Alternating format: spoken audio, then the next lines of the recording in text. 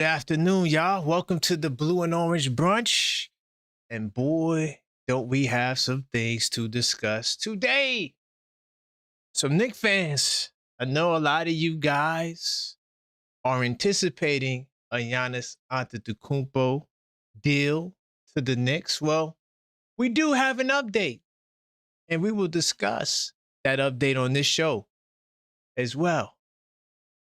We got some new upcoming potential draft picks in the draft. As we do know, the Knicks, they do have their first round pick this year. So we'll analyze some of these guys to see who are some of the guys that can fit within this Knicks system. We know that we got news that the NBA expansion is going to be put into vote this upcoming week, and there's strong thought that this expansion league will go into fruition, and we'll discuss what this potentially could mean for the New York Knicks. Mikal Bridges, my client, boy, he makes it hard for me to defend him. He's gone to the bench in the fourth quarter and remained there during key moments of the game. We'll analyze and assess. And I want to add, even though I was granted a motion to give a extension and judgment for Mikal Bridges, but I do want to add a new argument to the table. McCullar Jr. has been putting in work in Summer League. What could that pose for his involvement in the Knicks in the future? We'll talk about that. We'll also talk about this game tonight between the Knicks and the Pacers. Another team that honestly we should demolish. But we'll go over some key details. Do the Knicks have anything to be concerned about? As far as the Golden State Warriors, they are proven to have certain players on their team to be spooky in the woods. We'll talk about that and more on this episode of the Blue and Orange Brunch Show. So let's get this thing started right.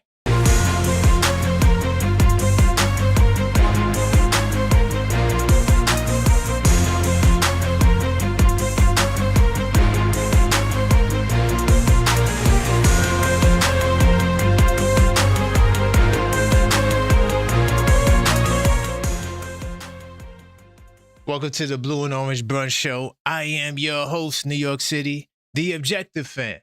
And I'm straight out of Kings County, New York City's finest. Man, you know the vibe. Tell a friend that he's live, man. Hey, man, welcome to the show. Hopefully you guys are having a nice day. The weather is pretty cold outside. I actually went outside. I went to go, get a haircut. And boy, let me tell you something. I didn't expect it to be that cold. It's definitely brisk outside. So if you didn't go outside yet, make sure you bring a hat and a damn scarf. Anyway, big time salute to everybody in the beginning. You know how we begin this show. We gotta smash the like button. It's very important to the algorithm that we let them know that we are rocking right now, that this is the place to be on YouTube. So continue to smash the like button on the way in, all right? I do appreciate all of you guys for rocking with me and supporting the show, right? And as always, we're cooking with hot grease over here. And while you're at it, you might as well subscribe, because we know that in the last 60 days that well over 60+% of you guys are not subscribed. So help us close the gap and subscribe now, okay? We're on the road to 10,000 subscribers. And the next milestone is 5K. And once we get there, we do have the 5K giveaway, where we're giving away this rookie Jalen Brunson trading card. No emails, no phone numbers. All you have to do is subscribe. That's it. Bam, and you'll win this card here. All right? So big time salute to everybody in the building. I see you, JJ. Okay. AP, Maxine, the super producer, Crim's dad. Hey, y'all. Big time salute. Now, I was here at the right time, but I was in the wrong location. So I had to come back and reconvene, but we're here. We're here. And I'm grateful to see all of you guys in the building. Um I do want to touch on some of the games tonight. But oh, by the way, too, before I get there, we will be coming back this afternoon, later this afternoon, early evening before the game with a level-headed Knicks talk. And we got an interesting topic that I can't wait to discuss that. But so be on the lookout for that as well. And of course, tonight is the game. I don't think we're gonna do a where there's smoke, there's fire tonight. We'll see. I mean, honestly, y'all, this game, it's gonna be one of those nights. But we gonna get to the game for sure, 100%. So what I'll do is how I like to start the show. I like to make sure that I like to go over the previous game scores. So we'll do that. Bam, jump into research mode, and we'll look at some of the scores from the previous games last night, and then we'll preview some of the games tonight. So we'll start here. You got the Hawks and the Magic. Okay, they had a game. The Hawks won the game. This is big for the Hawks because the Hawks, they're competing for positioning and they're trying to establish themselves, and they potentially can have a playoff berth. It's not going to the play-in. So that's what they're performing for. And this game right here was a very important game that they won last night. As far as the Punk Warriors, Spooky in the Woods. Listen, y'all, I don't really care that they gave us the game of a lifetime when they fought hard. We had to come back from 21 points. They got a player on their team that I want to highlight. Mind you, for them, this Wizards game was the second night of a back-to-back. And don't you notice something different about the lineup? Do you recognize that there's some guys that you actually recognize? The only reason why we know who the hell Will Richard is because he played against us. Besides his 0 points, I guess he's trying to put on a Frank Ntilikina or Mikal Bridges impersonation with the 0 points. But I see a guy right here by the name of Draymond Green who played 29 minutes, who opted not to play against us, but play against the goddamn Washington Wizards. I consider that spooky, scary in the woods. He didn't want to deal with Karl Anthony Towns, so he went to go pick on the team that was tanking. I have no respect for that. It's a bunch of scary energy. Look at the team that they went up against. And they don't even have a lot of their best players. There's no Sar here. Right? Trae Young. I think Trae Young got hurt in this game. Or if I'm not mistaken, if he didn't get hurt in the game, he did have an injury where he's going to be out. So, yeah, they went up against a team that's tanking that don't have a lot of their best players. And I don't respect that, Draymond. Where were you? I know your team gave us a run, but hey, maybe if you was there, they could have won. I doubt it, because I think Cat would have went at your head, and you didn't want to see that vicious lion named Karl Anthony Towns. That's my narrative, and I'm sticking to it. Since he could put out whatever false narratives he want, I'm going to put out my narrative. And the bottom line is, you're scared. You duck the work. As far as the Trailblazers and the Nets, nobody gives a damn about that game. As far as the Celtics and Suns, I actually watched this game because you guys know. And the brother hadn't got back to me yet, but I'm giving him some time to respond. But I'm working on the debate against the Celtics fan. So I've been watching the Boston Celtics. But if you can't see it, there it goes. I've been watching the Boston Celtics, scouting, doing my homework. And they were in a nail biter, boy. The Suns were down like 10 in the fourth. And the Celtics and the Suns continued to fight hard and actually took the lead in the fourth. And then the Celtics had to fight back. It was a crazy game. But Booker had 40, Brown had 41. They were going at it. And I was surprised that Pritchard put the clamps on Booker down the stretch. Now, it wasn't him by himself, but they had it so it was like a team kind of effort, right? So Boston won a close game at home. And if they would have lost this game, we would have been tied for second, but we would have been the second place team because we own the tiebreaker right now against the Boston Celtics. As far as the Bulls and the Grizzlies, Nobody gives a damn about that. Pelicans, Mavericks, nobody gives a damn about that. However, the Lakers and Rockets was a very interesting game. I didn't watch this game, but this game has serious implications, as we know that all of these teams, they're all tied, or not tied, but they're all within the 2 games of each other for the from 3 to 6. So these games are super important. The Rockets dropped the ball and lost, and the Lakers continue to ascend as Luka drops 36-6. Spurs versus the Clippers. Spurs get another nail-biting victory, and they become the second team to win 50 wins this year. Are the Spurs poised for a championship run? Do you consider the Spurs the second best team in the league because they got the second best record in the league? I don't know. But the Spurs beat the Clippers, and that's a big deal for them because they are possibly in position to catch OKC for that number 1 seed. I mean, I don't think that that's out of the question, but we'll see what happens. I don't think it will happen. All right. As far as tonight is concerned, we got the Pacers and the Knicks. Knicks right now, a heavy favorite. We'll talk about some of the implications, guys that may be out, guys that may play.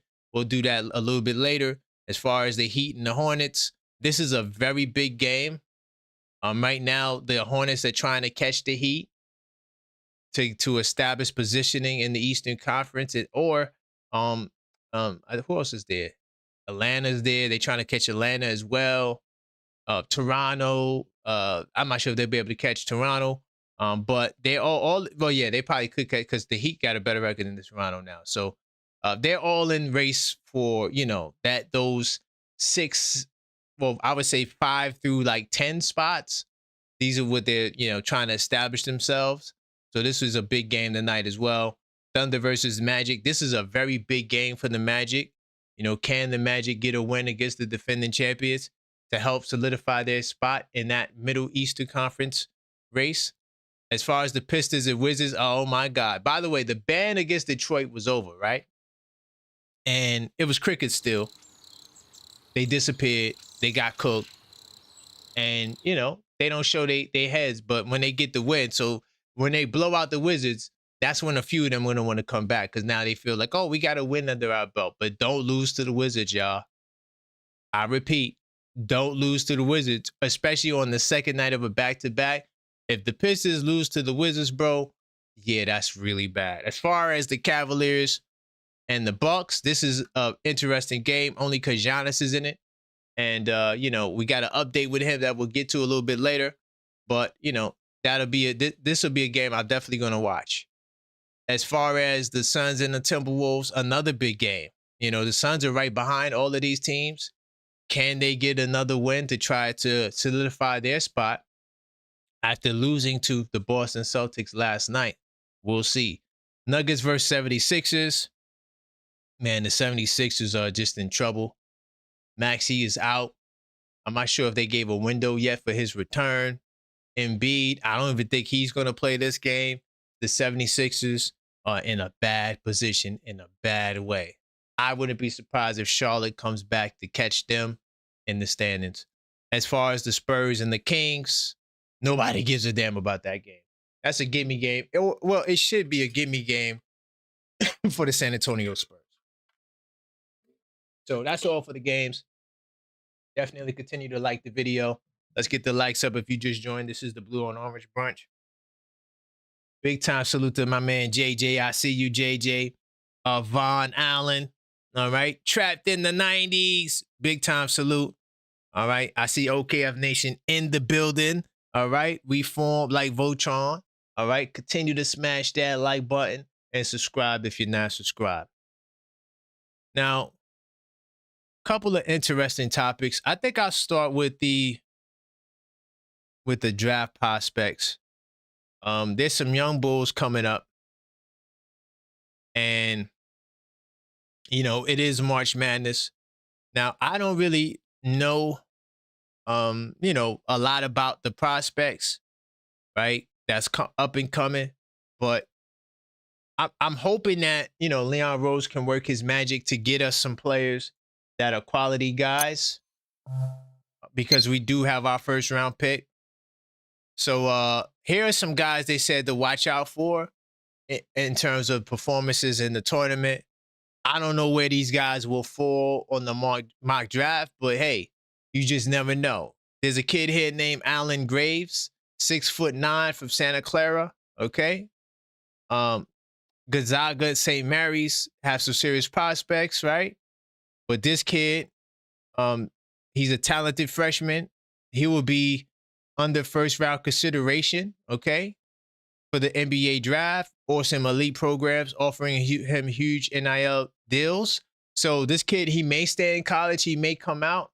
He has options. And that's the beauty of college basketball is that, the players have more options now. Now you don't got to, because you come from, an environment where, money is a challenge, right? Poverty and all those things. You come from those environments and now you find yourself running to the draft. But now these guys don't got to do that. They could make a nice check just by staying in college and getting their education. But more importantly, for their basketball careers, I'd say learning the game, right? Because a lot of times these kids go into the NBA and they're not ready and not prepared. But now this kid, he could be a late first round pick or first round pick, or he can go back. But this is a kid to keep an eye out.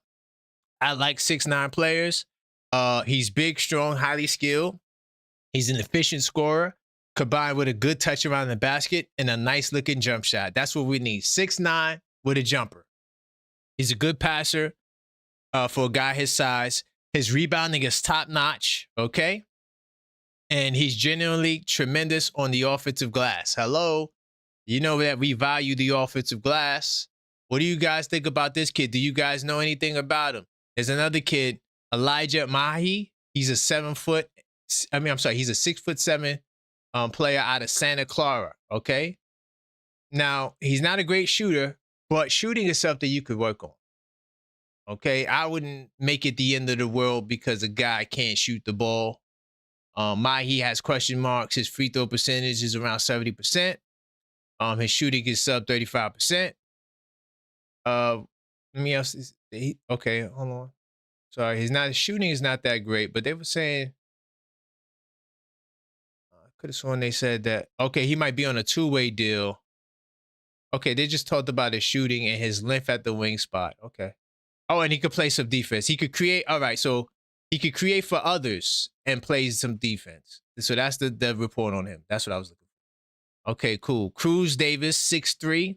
I'm gonna skip that. I don't care about guys 6'3", 6'4". But what do you got? Do you know anything about these guys? I don't think we need 6'3", 6'4" guy. I don't care. No, I'm sorry, y'all. Call me hype bias, but we got Jalen Brunson. I don't need nobody else 6'3". I need 6'6", 6'9". I want a team full of 6'6", 6'9". That's it. I don't want nothing else. Or taller. Don't give me no 6'3" guards. I'm good. But those are some prospects that I came across that could possibly be like late first round picks. Not these guys are not top tier dudes. Okay. Now, since I'm talking about young prospects and talent, I'm gonna stick with that theme, and I want to talk to you guys about a player on our team right now who has been lighting up. And by the way, Mellow Mike, if you out there, call up. Because you are our, Westchester correspondent, because he's a season ticket holder out there. But I heard that that Kevin McCullar Jr. has been putting in some serious work. Hold on, give me 2 seconds. I'm just trying to find this article. I just had it here. I don't know where the hell it went. Okay, I got it. Boom. Yeah, I got too many damn articles. All right, so Kevin McCullar Jr. Now, here's something I want to put on the table, right? And I'm going to talk about the Giannis trade a little bit later, right? In the update. But one of the things about the Giannis trade is that the way the salary cap is situated, you're going to probably need a kid like Kevin McCullar Jr. to step up. Because, depending on how the trade goes, you're potentially are going to have to rely on some of the younger guys to fill roles in on this team. because there's no Jordan Clarkson for sure. And certain other players like Landry Shamet as well. I mean, we don't really know what his bag is, what he desires to get paid. And then will you have enough money to give him the money, depending on if you're hard capped at that second. So there's a lot of, factors that still are unknown.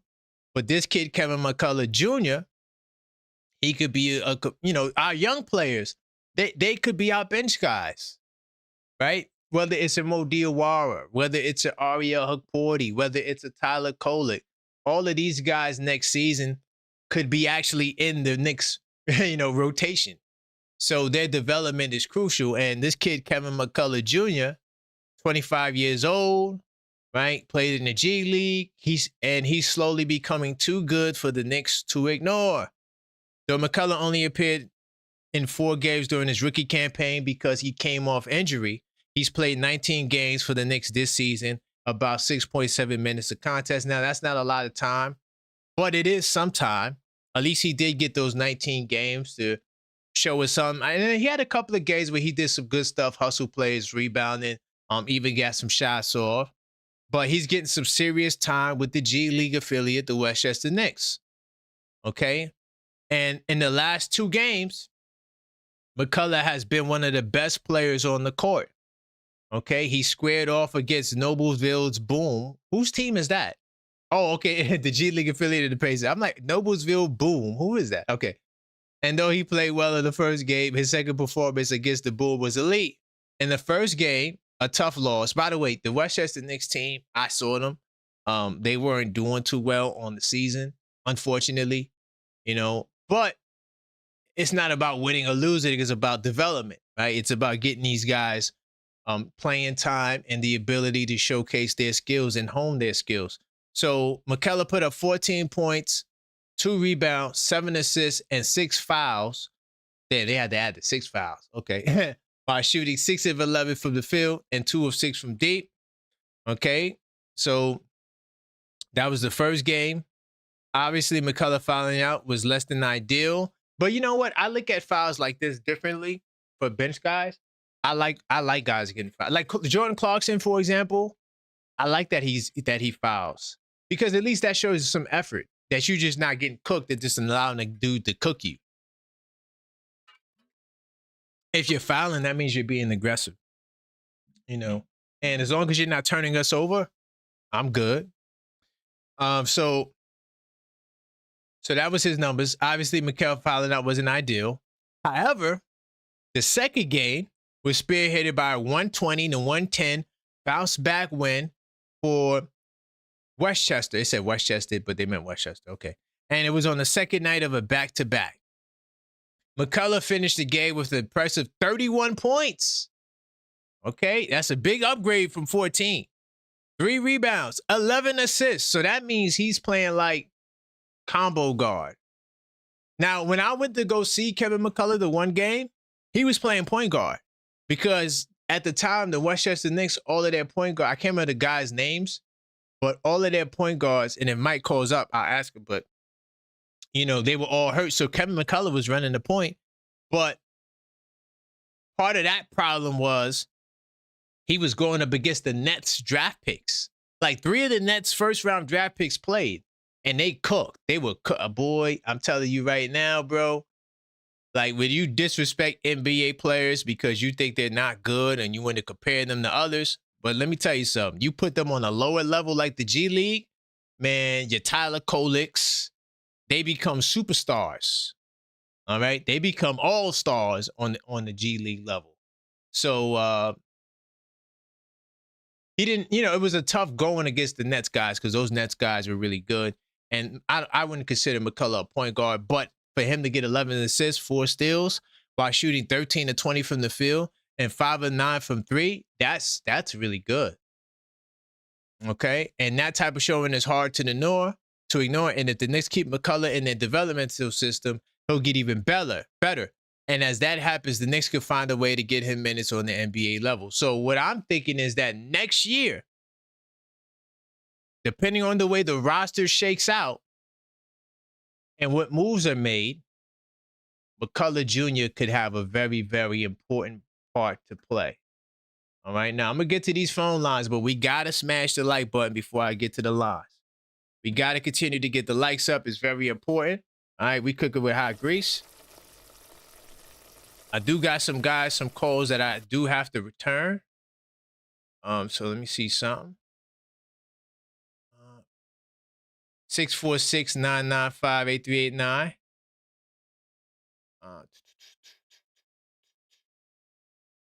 Okay. Well, listen, 929, I'm calling you back right now. All right. So if I miss your call, I'm calling you guys back. By the way, these are the call-up show rules. Each call is 3 minutes. All right. It starts with the let's go. You hear the buzzer when the time goes out. All right. So 3 minutes, everybody gets 3 minutes. You can call up. All right. Now we do have the $5 callback rule. If you are triggered, you can call back by sending in a donation via Cashapp, Super Chat, or Linktree. All right. So I'm gonna get to the phone lines right now, and then we do got our first caller. What's going on, Joe? You are triggered. Joe, can you hear me? Joe, are you there? Turn down your background, Joe. Turn down the background. Oh, he's got me. Hey, yo, my bad. I didn't even think you were going to answer. I thought you had someone else come on. What's going on, man? I do, but what's going on, man? I see you called back at the right time. What's going on, family? How you feeling? How we doing, man? Sorry about that. But, yo, I heard you talking about McCullar. I actually had an interesting conversation last night with Ron from Still Knicks fans last night about Kevin Salute McCullar. to Ron. Mm-hmm. Yeah, man, I like everything about him, man. I like the way that he passes the ball. You know, you said he had 11 assists. That's good. You know, I think he's got a nice 3-point shot. You know, I like that. I like that he can get other people involved. But one thing about McCullar, you know, his defense isn't bad. You know, I don't know how you feel about his defense, but he's a hustle. You could put him in the hustle player category. You know, he's like a Josh Hart kind of. Yeah, I mean, kind of a Josh Hart kind of vibe. It's just a nice thing to have right now. Like, you got a lot of guys right now, like McCullar, Dadier. Like, you got a lot of guys that are coming up from the G League that you could play together in those ending minutes. Like, the other night we did it, and there was like 8 minutes left in the game. We put in our G League guys, and they played fantastic. And they held it down for us, you know? And I feel like at the end of these games, and when we can do that, and Mike Brown has that confidence in his guys to, you know, put in these G League guys and they can show out, it's gonna help us, man. So I'm all for giving the younger kids minutes, you know, because at the end of the day, you know, they can show out and they can have an impact. So I've always said that. You know what I mean? And 100%. another thing we were talking about last night too was Kolek. We were saying, yo, Kolek's been out of the rotation for a minute now, but I still think he can have an impact and he can help us.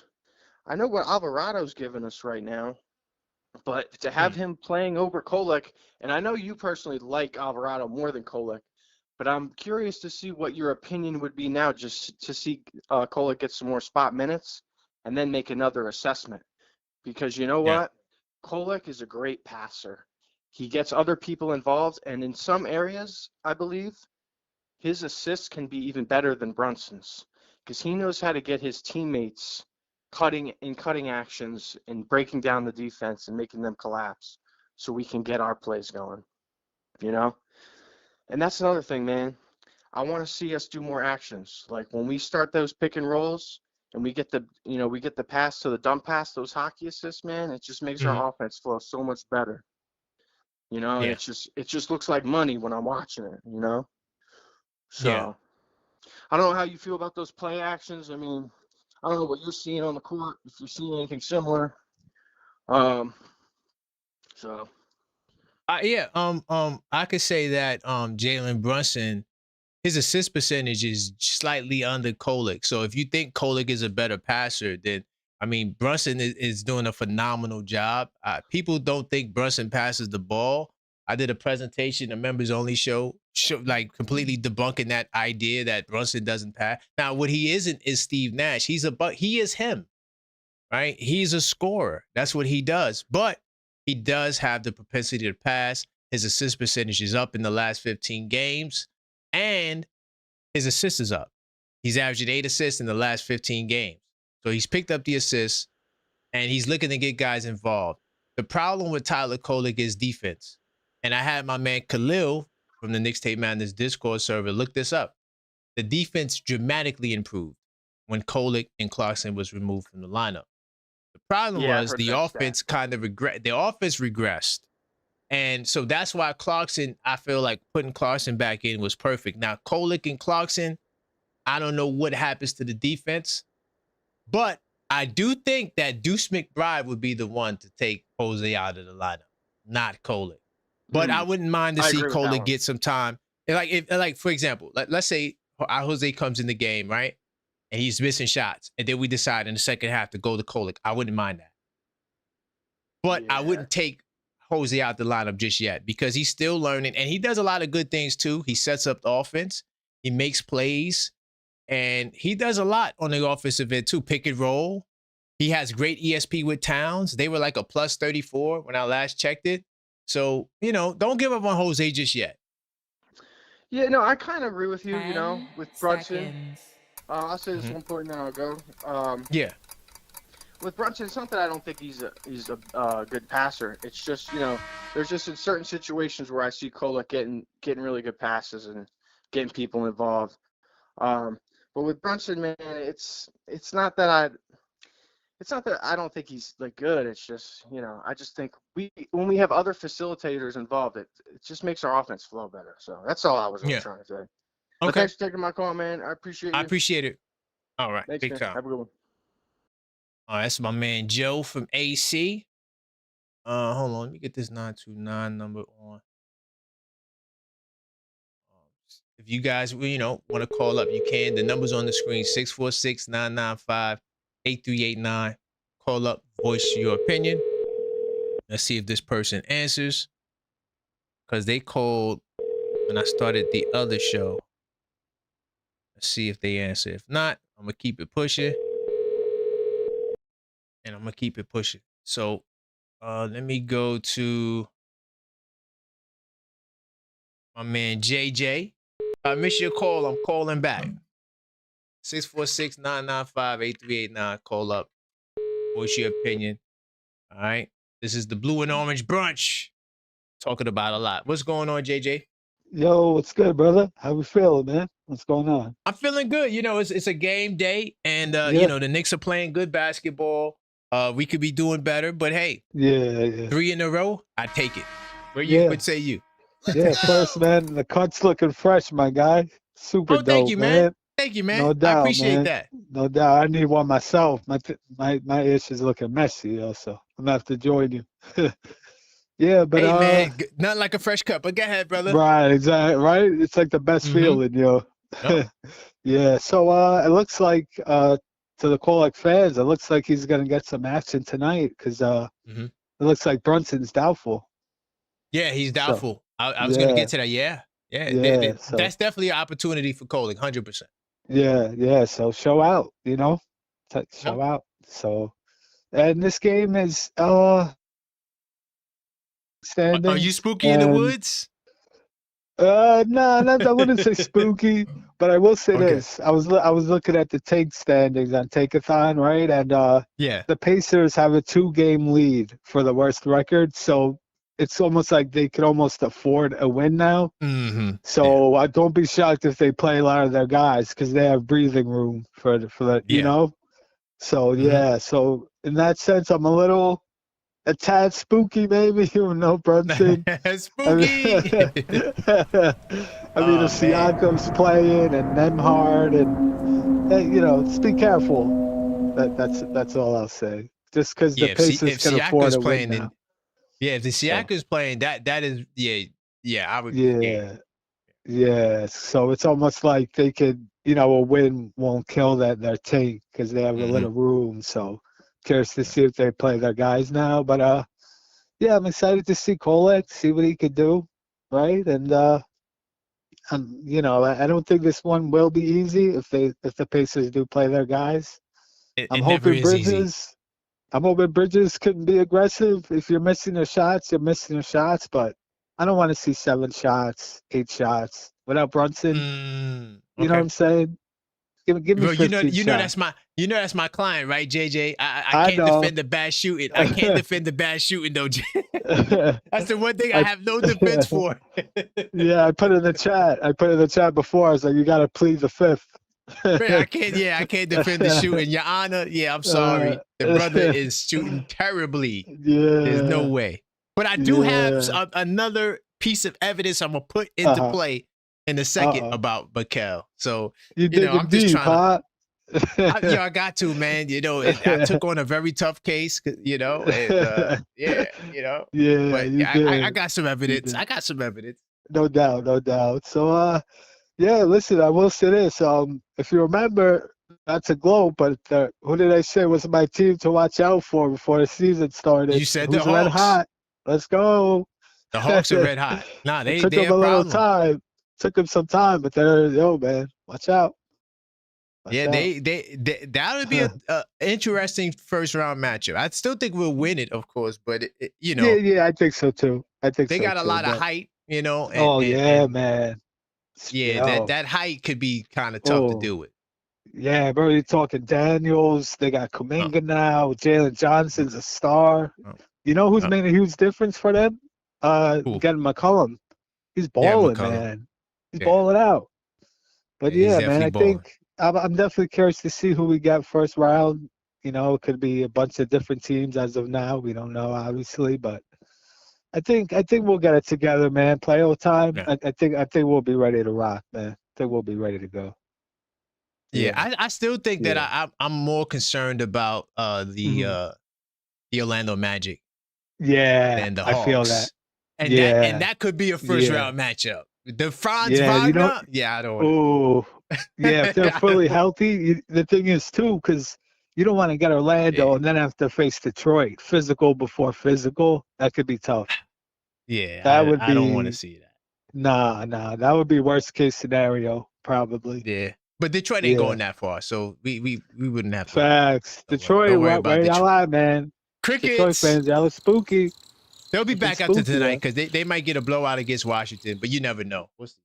Yeah, they got Washington back to back, so watch them lose one of those. You know what's funny? The Pistons fan called the other night after your team just lost. You're trolling the Knicks. You just lost to the team. You just lost to the Raptors, a team that we destroy every time. So y'all, crazy. You know, crazy talk, man. All right, brother. Have a good rest of the day, man. I'll let you later. Big time salute, JJ. Salute, big brother. Time. All right, man. It's my man JJ, OKF Nation, Knicks Tape Madness Discord server. Big time salute to him. Keep the calls coming. 646-995-8389.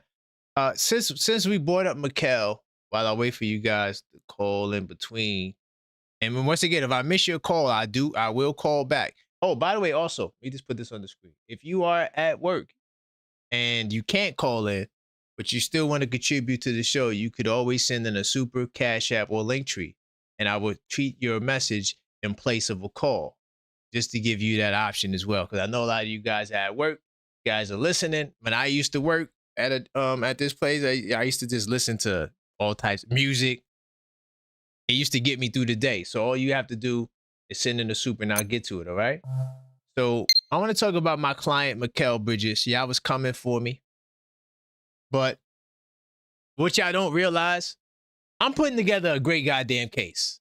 If you didn't see the Knicks Nocturnal with me defending Mikal Bridges, it is a great watch. You need to go and watch it.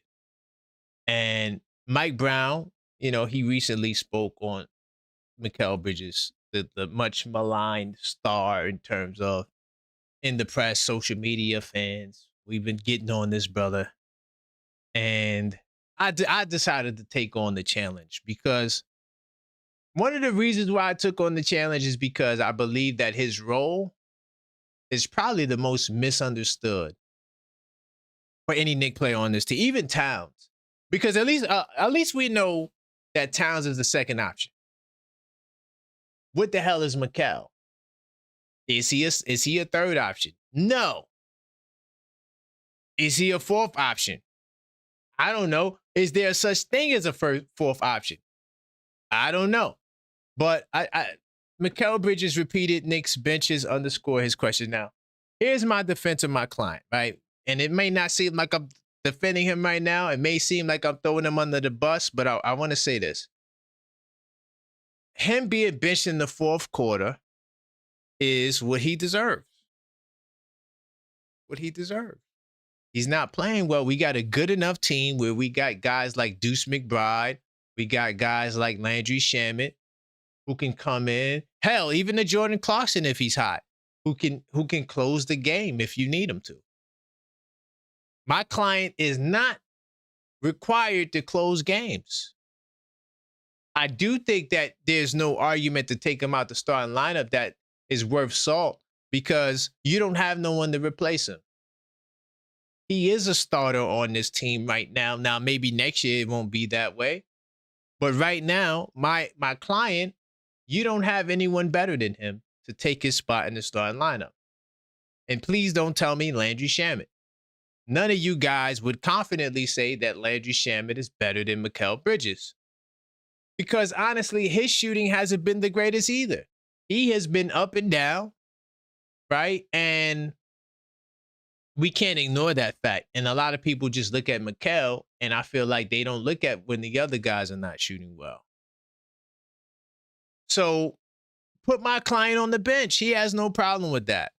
All right? Mike Brown did not have to single out Mikal Bridges with his word. Once again, Mike Brown is, well, you will never hear him single out another player.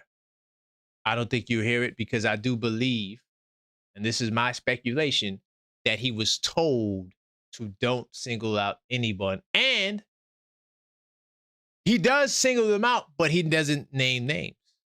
He does it indirectly. He says things that we know guys do, and he says we don't need to do that. That's his way of calling guys out. So Mike Brown didn't have to single out Mikal Bridges, but he did it instead with the fourth quarter benching. In the final 7 minutes, Mikal was subbed out and never subbed back then. All right, Shamet, of course, he finished the game. Now, the optics are bad. Bridges at his $150 million contract. And then this is what y'all can't get over. My client was traded for first-round pick. First off, my client has nothing to do with that. He didn't ask to be traded to New York. You guys traded the 5 picks for my client, and now you guys want to blame my client for something that he did not control. Why is my client getting the brunt of the blame? Okay? And yes, okay, he's being replaced by a guy on the minimum deal. So what? But you know that you need my client. He has the best defensive field goal percentage in fourth quarters, at least early in the year he did. I'm not sure if he's still there. But he's a clutch defender. And if you need him in the clutch, he'll be there for you defensively. We know that that's not an argument. We've seen the plays he made against Boston. Okay? Now, Shamet being displaced by, Bridges being displaced by Shamet doesn't help. Even Jordan Clarkson on the minimum contract got minutes over Bridges in 2 of the past 3 fourth quarters.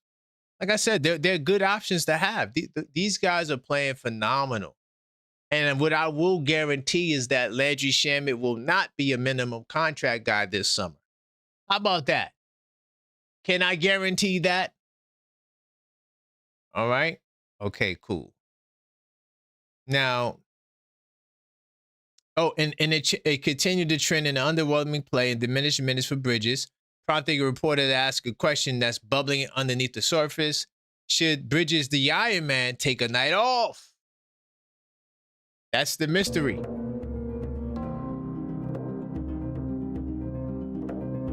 Well, I'm gonna say this, man. There is no proof to show that a night off is gonna make him play better. My client has been dealing with this workload for his entire career. What are you using to judge my client? Is it just points? Because if you're only looking at my shooting, then you could be missing some other key details. And these are the things I pointed out in Knicks Nocturnal. But the reason why I'm going through this whole spiel, and I'm getting to my added piece of evidence I would like to submit in front of the court. Okay, so this is what Mike Brown had to say about that key. And I'm getting to my evidence I'm gonna add.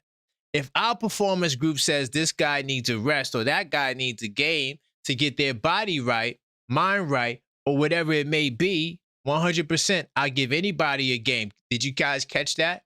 If our performance group says that. Not the Knicks fans, not the media, not Stephen A. goddamn Smith. That's something that's done collectively. I'm not going to say you sit, you play, you sit, you play, because not everybody is the same. So stop judging everybody from the same standards. Remember, Coach Brown said that. But we all have to play better than the way we're playing right now, especially the start games. I did a podcast talking about that yesterday, about the start of games. Okay? Now, it's safe to assume that Bridges won't volunteer rest. Of course not. My client wants to play every game. That's just what he does. Despite his public insistence that consecutive games played streak isn't that important. I don't think the consecutive game streak is impacting his performance. Don't. So I think that we're looking in the wrong direction. He's clearly committed to playing to a continuance, even logging a couple of seconds in meaningless final season. A meaningless final season to keep it going. Now, let me say something. He only did that twice in his career. Every other game meant something, and he played to his best of his abilities that he could on the night. Now, was it a good game? No. Did he have bad games? Yes. But my client puts in maximum effort, and no other client of anybody else nor player could you say has played every single game of their career. All right. So we know the bad shooting that took place. I'm not defending that. 3 of 10 from the field, 1 of 6 from New York. There's no defense for that. So when Mike Brown was asked about Mikal, and this is what he had to say. We all have to play better. It's no secret that Mikal has not shot the ball well, but he's given us life at times. Okay? So there are good things that Mikal has done. Right? And Brown even applauded the game that a lot of you guys criticize. Brown applauded the performance in Friday's win, which including 11 points, a dagger three-pointer that a lot of you guys overlooked that my client had to seal the win against the Pacers. By the way, coming into that game, my client averaged 22 points a game against the Indiana Pacers. All right? That was his only time past 6 games. Bridges reached the double-digit marks, right? And he put up a goose egg. Okay, we know that. But okay, so I don't want to go there. Okay, we know he had 0 points. I don't want to go there. Now, here's the thing. Here is the thing. When Brown says he's giving us life at times, he applauded his performance on Friday win. I'm just going to say this for the Mikal Bridges detractors. Mike Brown wants this from my client. This is what I'm putting forth to the court. Mike Brown was impressed with his performance on Friday, which included 11 points. Coach Mike Brown expects from Mikal 11 points. And that's why my client is not aggressive at getting more shots. All right? I have nothing further. Nothing further for the court. I just wanted to put this out there. So your coach, Mike Brown, is content with him getting 11 points and playing defense. That's what my client's role is. They paid him $150 million. They traded 5 draft picks for that. And I argue that if you want to take it up against my client, then you got to take it up towards the collaboration. That's Mike Brown and the guy who traded for Mikal Bridges, Leon Rose. I did get some more calls. I will do some callbacks. If you want to call up, 646-995-8389. By the way, before I take this next call, let's continue to get the likes up.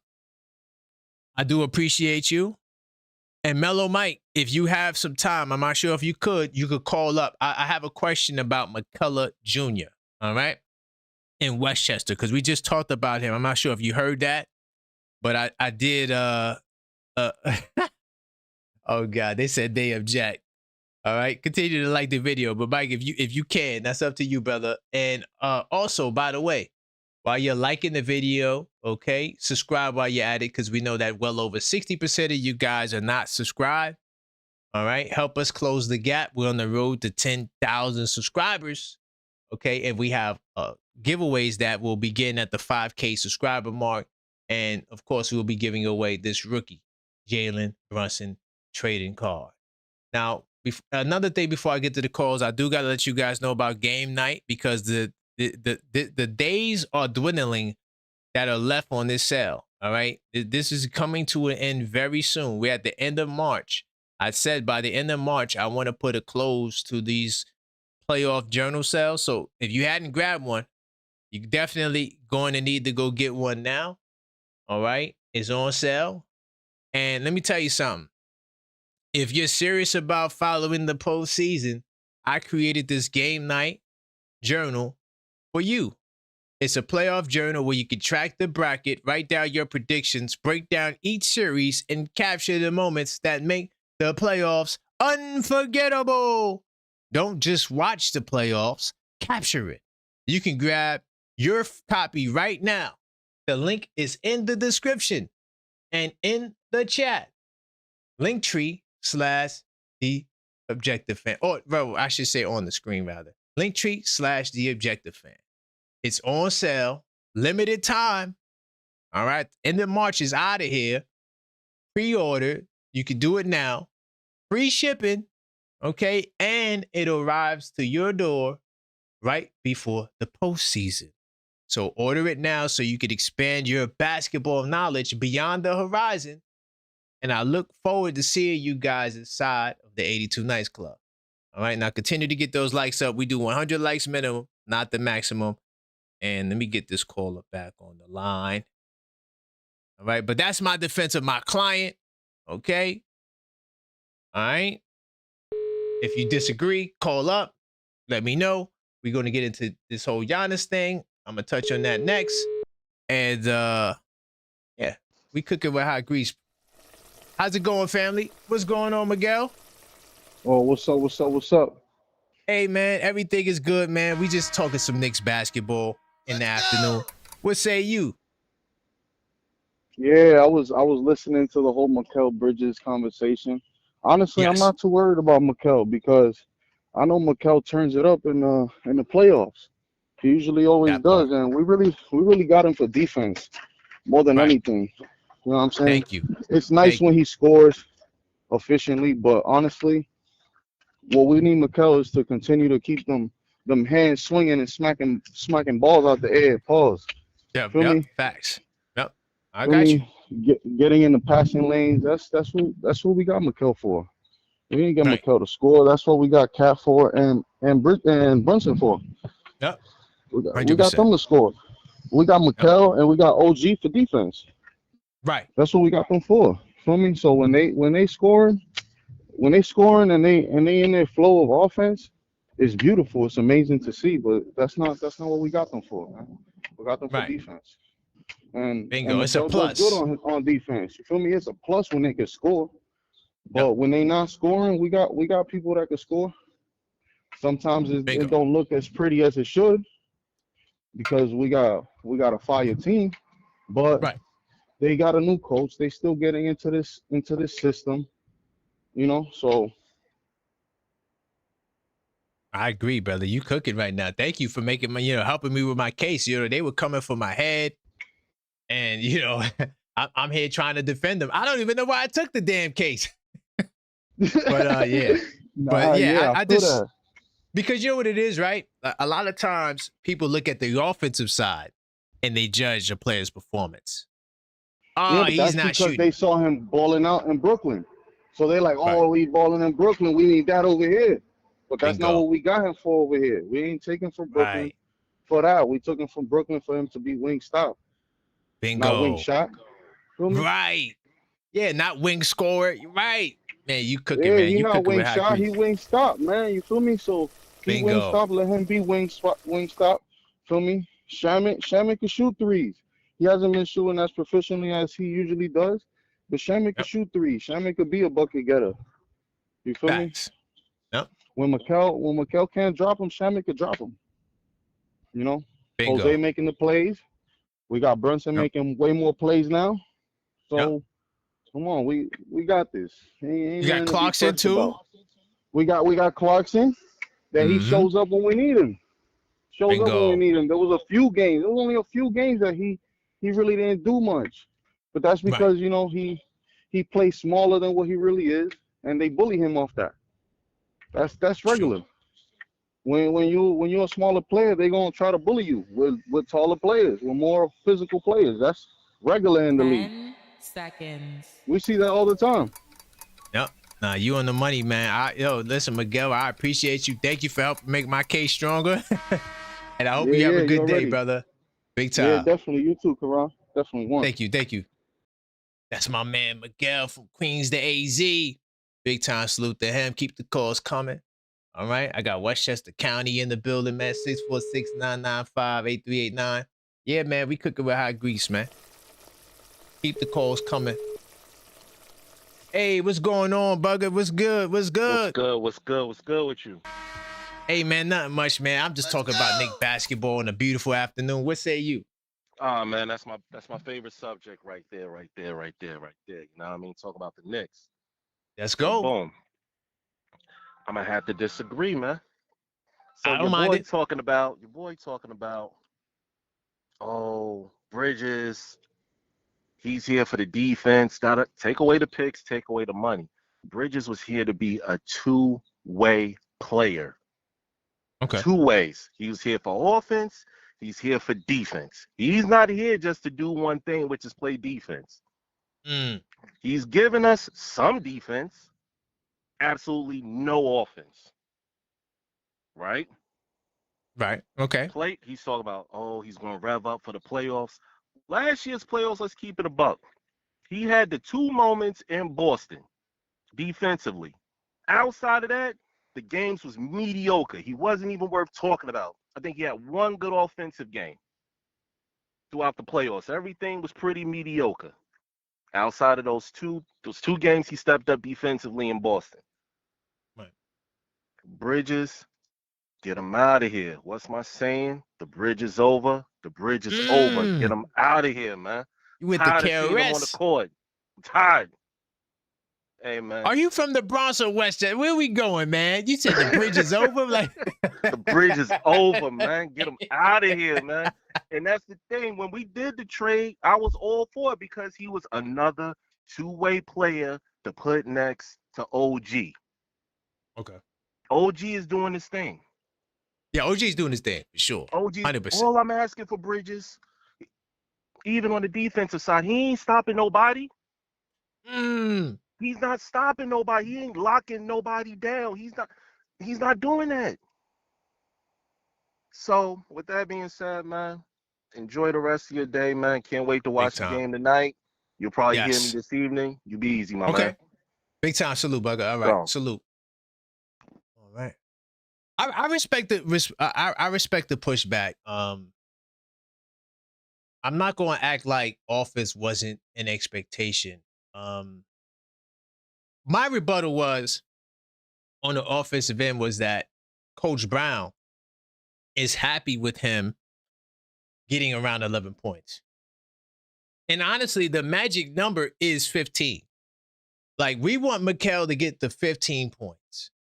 Anything more is like a super bonus. Anything less could cost you the game. How's it going, caller? State your name. Let the people know where you're calling from, family. Andrew Wadsworth. I'm calling from East Oakland. I'm a diehard Knicks fan. Been representing the Knicks. Been representing the Knicks out here. I even got them tatted on my back. I be repping so hard. And, nice. I appreciate that, man. No, for real. And you sound like you from out there too. You're not from New York. No, I'm born and raised in East Oakland. And I get the flag because they ask me why I ain't a Warrior. I'm John Stark's era. I'm that era. You know what I'm saying? Nice. I like that. That's what's up. I was just watching right now on YouTube. They talk about my boy Mikal Bridges, and I ain't feeling that. You know what I'm saying? I'm his lawyer. So where you going? I'm his lawyer. Where we going? It's all about chemistry. It's all about let's make let's make the Villanova happy. Let's make Bronson happy. Let's make, you know what I mean? Let's make this and keep the unit solid with chemistry. Really quickly. I'm gonna let you cook, Oakland. You got the TV on the background, like whatever you got in the background, turn it down. That's the Knicks. That's y'all. That's us. That's us. Yeah, turn it down. Yeah, turn it down. Let's talk to me on the phone. You good? All right, I got you, Oakland, man. We got California in the building, man. California, and I just, you know what I'm saying? I just did 22 years straight. I left at 16. I've been in the pen representing the penitentiary. You know, I had a life sentence. I'm a changed man. I'm out here representing. As soon as I got out, I've been to 2 Knicks games at the Warriors. My dream is to be in Madison Square Garden for a game. I don't care if it's on the ceiling, but that's what I'm gonna do. I got the New York Knicks blasted on my back, big though, not just small, big. You know that's fire, man. Yo, man, listen, when you come to New York, you're gonna have a great time, brother. Trust me, you ain't gonna want to go back, brother. I plan on it. And I also want to say, you know what I mean?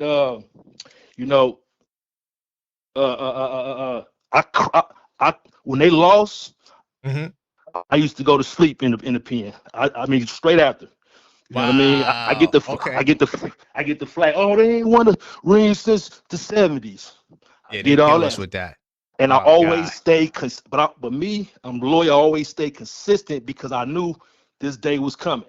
You know what I'm saying? And I don't hate nobody on our team. Everybody should stay.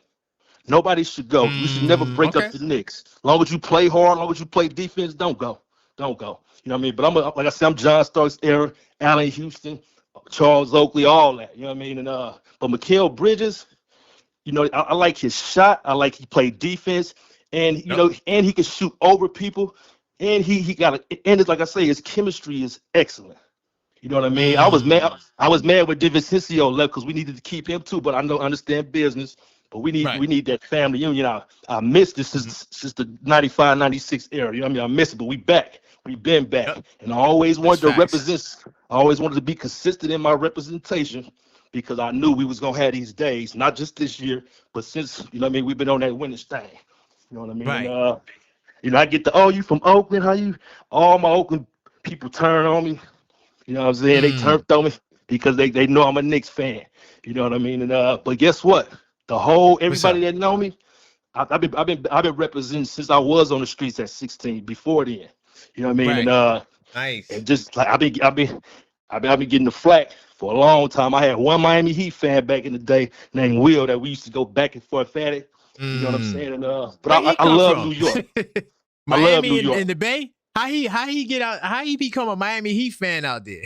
That's what I would have known. Because the Warriors the Warriors, we was weak back then. We was weak for me. No, I get that part, but I mean, you go to Miami, like you go. You know, I get New York. You're right about that. New York makes sense, but come on, dog. But I hear you, man. Yo, that's what's up, man. That's what's up. And what drew me to New York, because like I say, back then that's all you heard was da da da da da da. No, that makes sense. Yeah, we was on TV. 100%. Absolutely, exactly. And we fight, and we you know, we fine on things. We fine on it. I ain't gonna rest in peace. You know what I mean, to Kobe, but you know what I mean. We fine on things. You know what I mean, we ain't playing Chris Childs. We fine on things. You know what I mean? Facts, man. Yo, man, thank you for the call, brother. Yo, I got your number. I'm gonna save you as Andre from Oaktown. I got you, brother. Yeah, absolutely. And I wish I could show this tattoo so y'all can see how serious I really am. But anyway, y'all have a good one. I gotta y'all have a good one. And no doubt. Thank you for accepting the call, and have a great day. You as well, brother. Big time salute. All right. And I love New York also. Yes, sir. Oh yeah, big time. We appreciate you, Andre. Word the mug. All right, salute.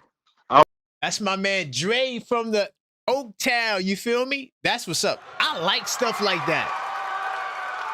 I like stuff like that, bro. Like seriously, like that right there.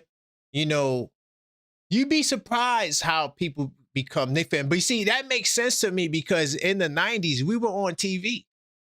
Right? Like we big time. Like everybody know the Knicks, but Miami, I just don't understand how you go from the Bay to Miami. That I don't get that. But I get the Knicks though. I get the Knicks. Because we were the biggest thing on TV next to that bald-headed guy. You know, because that was the other alternative, was to be the bald-headed guy.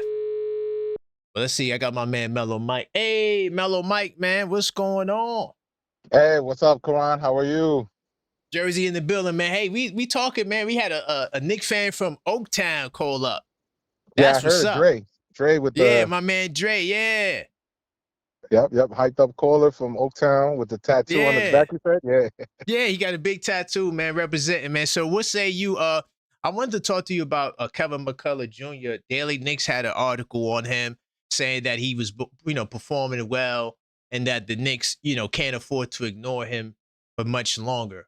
What say you? Were you able to witness the McCullar Jr. performance? I think he had 30 points, 11 assists, or something like that. Yeah, he had some phenomenal numbers. I think it was like 31 points.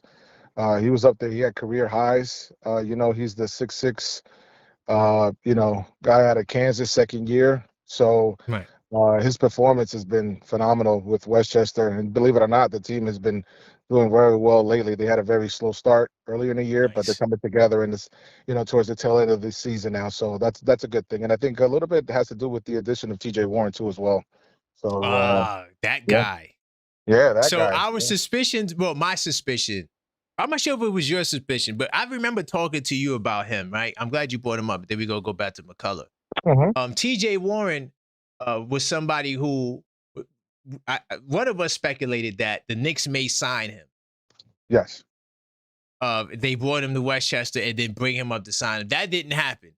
So because that didn't happen, was there a change in demeanor in TJ Warren, or he's just still just being a professional, going with the flow? He genuinely is happy with the Westchester Knicks?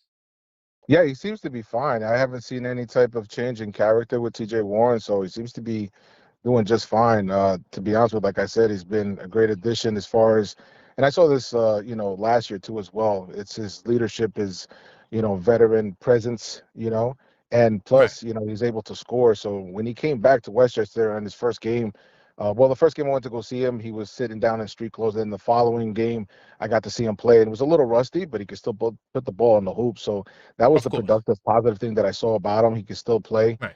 And definitely I felt maybe he's rejuvenated because I saw a different attitude, and what I saw was positive. So this has to do something with, I believe, with the hierarchy of the Knicks, probably being with Leon Rose and kind of, telling him something maybe that he wanted to hear, and he's back. So I don't think somebody would come back after that situation of last year with PJ Tucker coming with his anticipation of joining the Knicks. And I told you back then, he ended up just storming out of Westchester. So for him to come back to Westchester, there has to be something, I believe, waiting for him. What it is, I don't know. What we did discuss is that there was a possibility at the time, because of what was going on with Jordan Clarkson, that a possibility of a buyout, and then TJ Warren would fill in the spot. But that was a rumor that was going around, and I started connecting the dots. It's like, could this be possible? But there's so many things that are swindling around, the Knicks verse. So anything could happen at any given time. Right. You just never know what Leon Rose is going to do. So the shift gears back to McCullar. Here's why I wanted to highlight him and I wanted to get you on, because Josh Hart has, some injury issues. And, from the knee to this to that, he listed like 3 different issues that he had when he gave his little speech on what he was dealing with. If something happens to Josh Hart, or God forbid something happens to OG Anunoby, oh no. Should the Knicks maybe consider giving some time to Kevin McCullar to come in, because he kind of plays like a Josh Hart a little bit, like he likes to rebound and he could pass a little bit. Do you think that Kevin McCullar will be ready to step in? Of course, off the bat, I'm not saying it's the start, but like to come in maybe 9-15 minutes, like in some serious regular season, potentially playoff time, if something happens to Josh Hart? Could he be the Josh Hart insurance policy? I believe absolutely yes. And what's good about Kevin McCullar Jr.? He's quiet, he's humble. He just, does what he needs to do. He's kind of, who I compare him to, kind of the same character, a little bit with like Muhammad Diawara. Give me an assignment and I'll get it done. And he's great with his hands, so he steals the ball. He could put the ball up, for scoring points. He's great defensively. And he showcased that back 2 years ago, back in Kansas. Now with the Knicks in the G League, I got to see that, way too often, so many times that, he's able to keep putting the ball in the basket. So, and I see his quick hands. So he's a good overall, definitely a player that's been tagged as Josh Hart 2.0 by the New York Knicks. So, yeah. So I definitely see no problem with that. no hesitation definitely to bring him aboard if that's the opportunity. And I did hear that Mike Brown has been impressed and very tough to overlook what he's been doing as far as production-wise in the G League. Absolutely. Got it. Okay, cool. So anything else from Westchester that we should know? Like, you said they're playing better. Is there any final tournament or anything like that? Or is this just the end of the season once the season is over? I believe it's going to be the end of the season. As of right now, there's a game going on today, but I wasn't able to attend. I believe it was at 1:00. So I'm working, so I can't attend that game. Yeah. But going forward, I think the next couple of games I'll be able to go. So, yeah, because they was out for a while. They was on the road, the Westchester Knicks, for I think like over a week and a half or so. Yeah. Yep. Got you. Okay. Well, man, thank you, Mellow Mike, man. I appreciate you, man. I know you're out there doing your thing, grinding. I appreciate you for giving us the Westchester Knick report. Yeah, absolutely. And, hopefully I'll be able to give you a little bit more once I get in the next game, so I'll be able to fill you in a little bit more. But yeah, that's all I got for you. And just want to say salute to you, Karan, and to the chat, to the guys out there, and to Maxine, the super producer. Take care, guys. Yes, sir. Big time salute. I appreciate you, Mike. Yep. All right. It's my man Mellow Mike. He's a Westchester guru. He knows pretty much everything there is to know about Westchester. He's a season ticket holder. He's at most of the home games, and he travels sometimes too. So like, he's the guy. You got Westchester questions, you go to my man Mellow Mike. But let's continue to get the likes up. Now I'm going to talk about this Giannis stuff, and then we got some things to talk about. Listen, we cook it with hot grease, all right? And just so I'm on point, while you guys continue to get the likes, I just want to make sure we didn't get no crazy news, because, I like to stay up to date. And sometimes we break news on this show. We definitely break news, but continue to smash that like button, man. Very important for the algorithm that we get these likes up consistently. And the goal is 100 likes minimum, not to be confused with the maximum. All right. Yeah, I don't really see nothing going on. Just a lot of people speculating. All right. And so I want to talk a little bit about Giannis Antetokounmpo. Now, let me just say this. I'm concerned about the Giannis Antetokounmpo trade. I'm concerned because we have competition. There's competition for Giannis. Now, what we don't have is Giannis saying anything. Okay, Giannis, he's under contract. So Giannis can't say anything, right? The only thing he could have did was asked for a trade. That's it. He can't say much more than that. Now, Sham said that he was open to be traded before the deadline, but that didn't manifest. I think the reason why it didn't manifest was because I don't think the Knicks were, entertaining it. I think the Knicks was like, well, we're going to wait till the summer. And I'm praying that Leon has a plan. But there are a lot of implications with the Giannis stuff. So, Sporting News proposed this 3-team deal.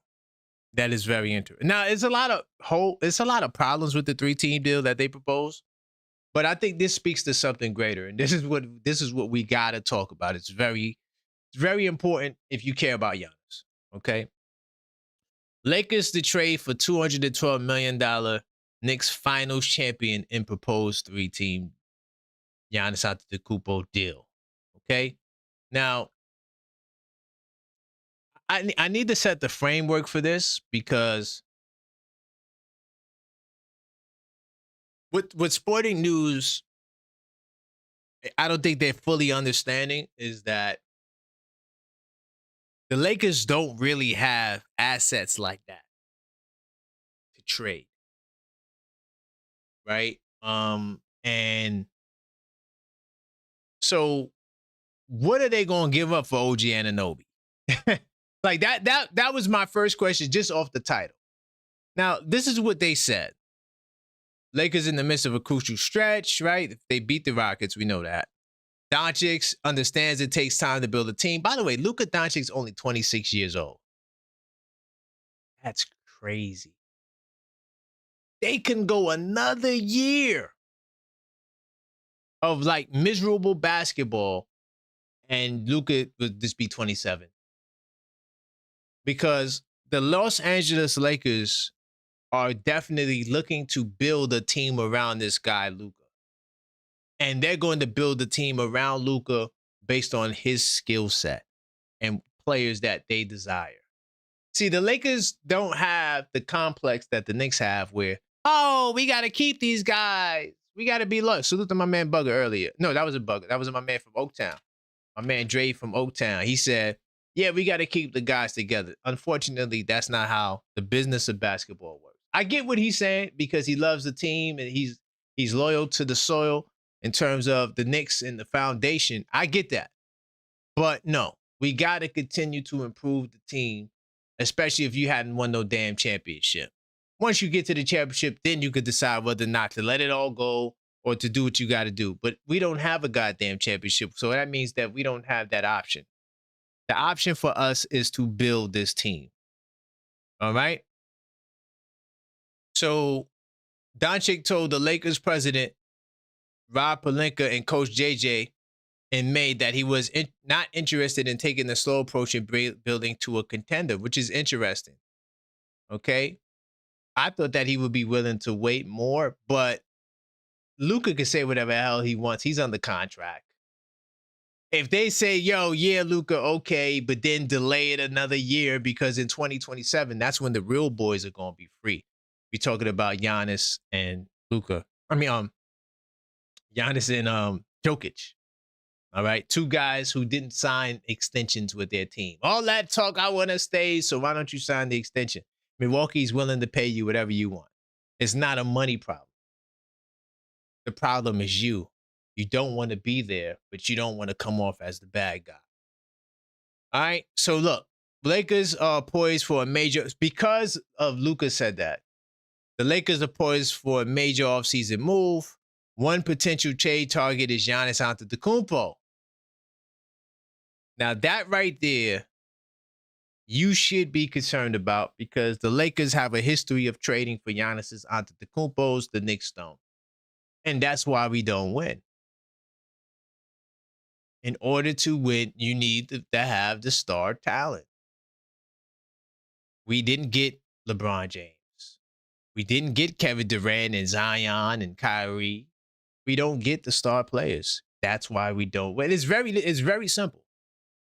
You get the star players, you win the championship. Giannis is a star player. You acquire him. It's not going to cost you your team. That's another thing. People think that, oh man, you gotta gut the franchise. You see what they said?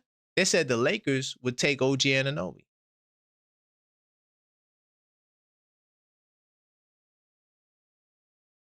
That's it. Not OG Anunoby and Towns and Bridges. No.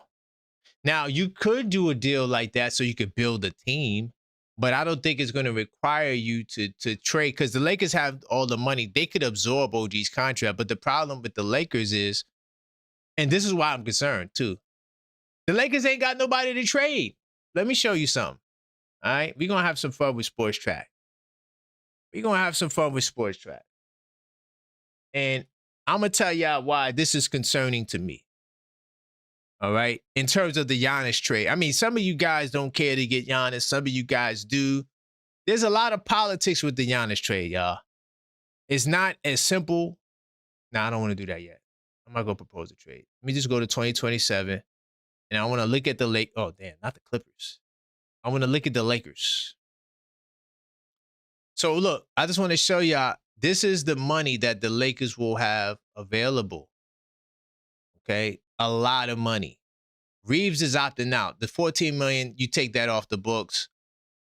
DeAndre Ayton, player option, he'll probably opt in, right? Because he already getting the bag. I think Ayton was bought out. So he already got a big bag. So he'll probably take this player option. As far as Jake LaRavia, he's under contract. I think Smart might opt in as well. I mean, what other places Smart is going to go? Who's paying Smart a bag next year? I don't think no one's paying them a bag. Now, I will say this. The Lakers, could opt to, give Smart a bigger contract, if they want him to be a part of the team. But more than likely, he'll stay. But I think that'll be the only way that Smart opts out is if the Lakers say, hey, we want to give you a bigger deal. So Smart will be back. Ayton should be back. Connect is there. They're trying to trade Connect. I wouldn't be surprised if Connect is traded next year. Bronny has a non-guaranteed contract. So if LeBron James leaves, I think Bronny walks. He has a non-guaranteed contract. Non-guaranteed. Meaning the Lakers could easily waive him, and that $2.2 million will not be on the books. I'm showing y'all this to show you that the Lakers got a lot of money. They have a lot. Rui Hachimura off the books. Kleber off the books. Kennard off the books. Hayes they might bring back because I think they could get Hayes for the low. All right. So they got money to play with, y'all. All right. And all right. So look, they got about $80 million in cap. Do y'all see that? The Lakers have about $80 million in cap space, meaning that they could absorb OG Anunoby's contract in the trade. They could do it.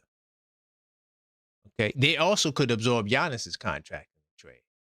But the reason why I took y'all to this page is to show you the money they have, but to show you the players that they can trade. The only trade trip they really have is Austin Reeves. That's it. Vanderbilt is under salary, but Vanderbilt, nobody gives a damn about no damn Vanderbilt. And honestly, Vanderbilt at $12 million, that's an overpay. This guy is a super role player, dog. So Vanderbilt they don't have access to trade. All right. Now, let me go back to the article because it did say, let me see. Likewise, Anunoby to the Bucks does not make a great deal. This is according to this guy, I can't pronounce his name. It's a guy the Lake Show. It's a guy on the Lake Show. Anyway, Anunoby to the Bucks does not make. This is what the Lakers guy is saying. Anunoby to the Bucks does not make a great deal of sense either. The Knicks' defensive ace is tailored to be a key supporting piece on the title team. Being a lone star in Milwaukee would be an odd fit. This is where the Lakers come in the picture. The Lakers does have aspirations of building a champion around Luka and Reeves. Where did he get the and Reeves part? I don't know. Now, once again, this is hold on, my soundboard about to die. Once again, this is a Laker guy. So he would know a lot, right? So maybe now that they see Reeves and Doncic are performing well, maybe that is the goal. I don't know. But I from what I remember reading, Reeves was not a part of the plan. Now, guys, this is just a question. This is just a question. I'm not sure if it's possible. Just hear me out. Would you guys be open to acquiring Reeves in a sign and trade? You get Austin Reeves on the net. Would you guys be considered doing that? Whether it's for OG or not in the Giannis deal. What if I could tell you that you could get Austin Reeves and Giannis to go with Brunson and Towns? Would that be intriguing to you, Knicks Nation? I got another show I'm going to be doing a little bit later, which has another interesting twist. Not to this, but it has a very interesting twist. And I honestly think that, the rabbit hole is deep. And this could go in a lot of ways. But how would you feel if you could get Austin Reeves to be with Brunson and to help alleviate the playmaking responsibilities? Because I don't think they want to build with Austin Reeves. because Austin Reeves, you're going to have to pay him. And I don't know if they see Austin Reeves as the complementary fit with Luka. All right. But he'll be the perfect player to aid that duo offensively. Okay. Off the ball. Defensively, the Lakers would get the type of player. Right. Antetokounmpo does not want to come to Los Angeles right now. That could change. Who knows? Helping keep him in the Eastern Conference as a reward. How do you feel about this part? So if they can help the Knicks in the deal, it'll reward them for not having to get Giannis in the West. Okay. And avoiding that top 5 matchup and early potential playoff meeting. What do you guys think about this trade? I think the Lakers are trying to make a play at Giannis. I'm going to keep it real. I think that's their goal. Milwaukee could once again, because I don't even think, hold on, let me go back to Sports Track. I don't think the Milwaukee Bucks has their pick in 2027 either. So the Milwaukee Bucks are in a desperate position. The longer they hold on to Giannis, the worse it gets for them. Let me see. Let me just verify that. All right. 2026 pick, least favorable of Milwaukee. Oh, see, hold up. I was right. I was right that day. I can't remember who I was talking to. I told y'all that Atlanta has Milwaukee's pick. That's why Milwaukee is playing so hard, because they don't want Atlanta to get a top pick. Now in 2027, let me see. Least favorable of the Milwaukee and New Orleans pick. And then the other to New Orleans. Okay.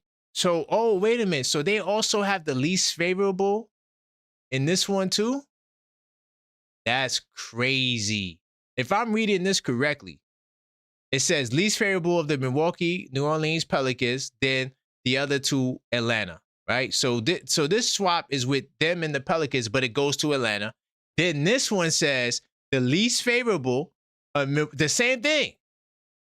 And then the other goes to the Pelicans instead of Atlanta. So 2026, it goes to Atlanta. 2027 goes to, so the Bucks for the next 2 years don't got their own pick.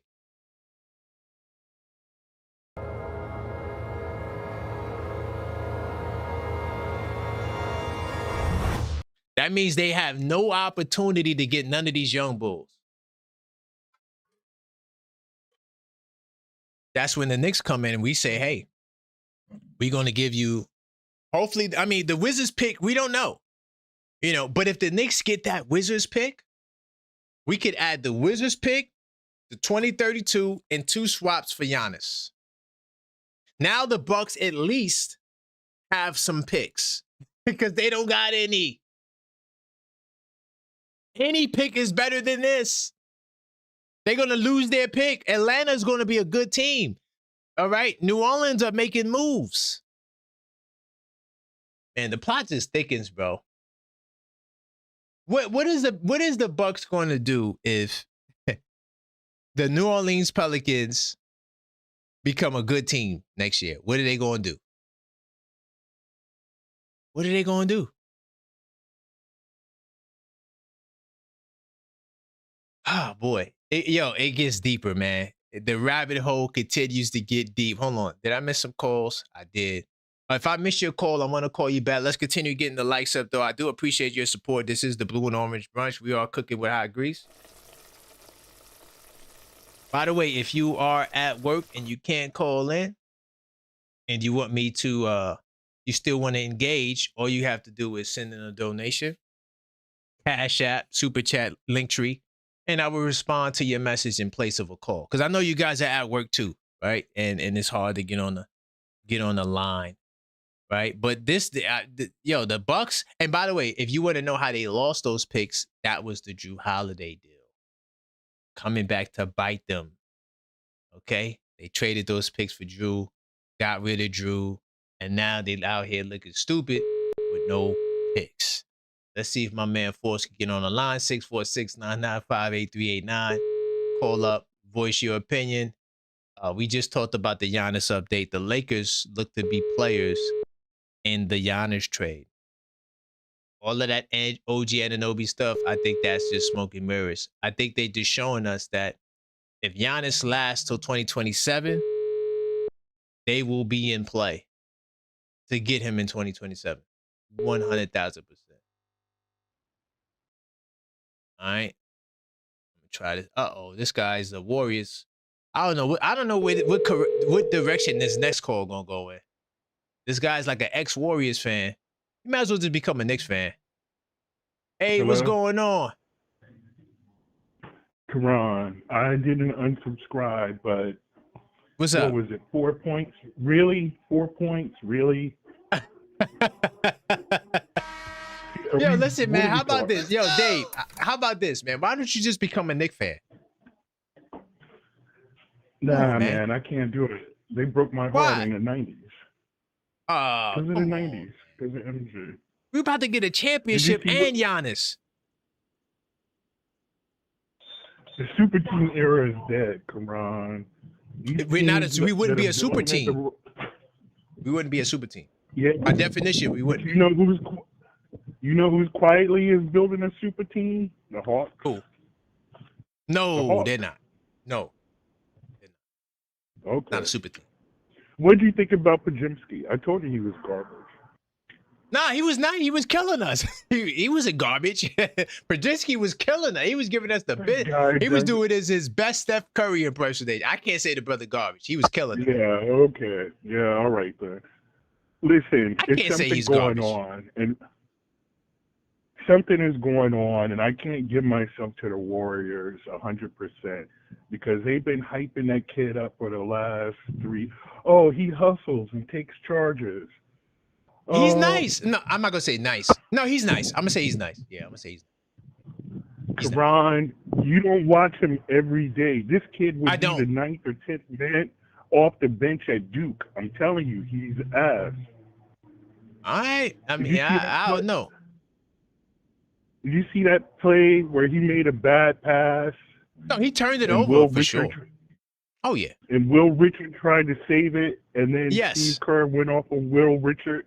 Mm-hmm. Well, this guy has more 30-minute-plus games than Kuminga and Moody combined, and he sent Klay Thompson to the bench.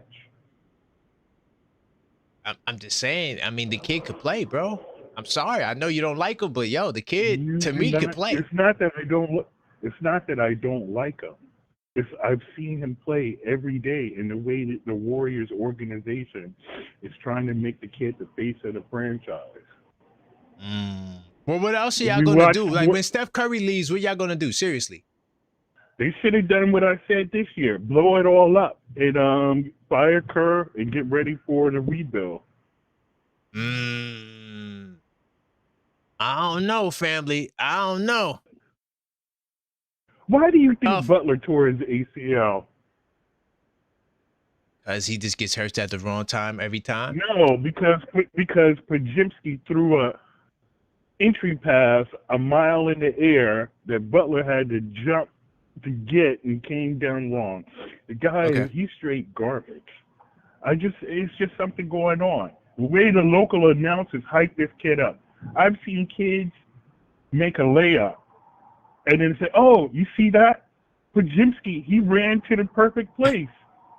And I'm like, "What? Are we watching the same game?" I don't really want to say what I think is going on, but there was one time this year because I watch the Warriors every day on the League Pass. Will Richards hit a 3. He hit a 3, and they showed Steve Kerr, and Kerr was pissed at Richards for making a 3. If that kid don't ask for a trade, that's on him, man. The disrespect. That's why I can't really do it as a black man in America.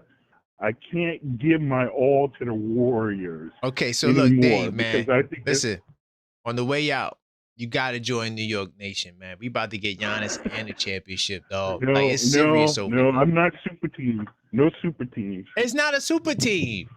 But I appreciate you, though, Dave. Big time. Okay. All right. Have a good one. Salute. All right, man. Wait, hold on. What? Wait, hold on. If Giannis comes to the Knicks, that's a super team? I don't think that's a super team, though. I feel like a super team is when you got like 3 All-NBA first teamers. not just one. I don't know. I don't think that's what's going on, man. What up, in my the brother? building, man. How we feeling? Feeling good, feeling good. Let's go. This fact check hack. Everybody put the likes up, you heard? Yes, for sure, 100%. But I got a Where we little going? opinion on this. Yes. I don't want to trade for Giannis right now. Okay. Because people don't understand that we're building.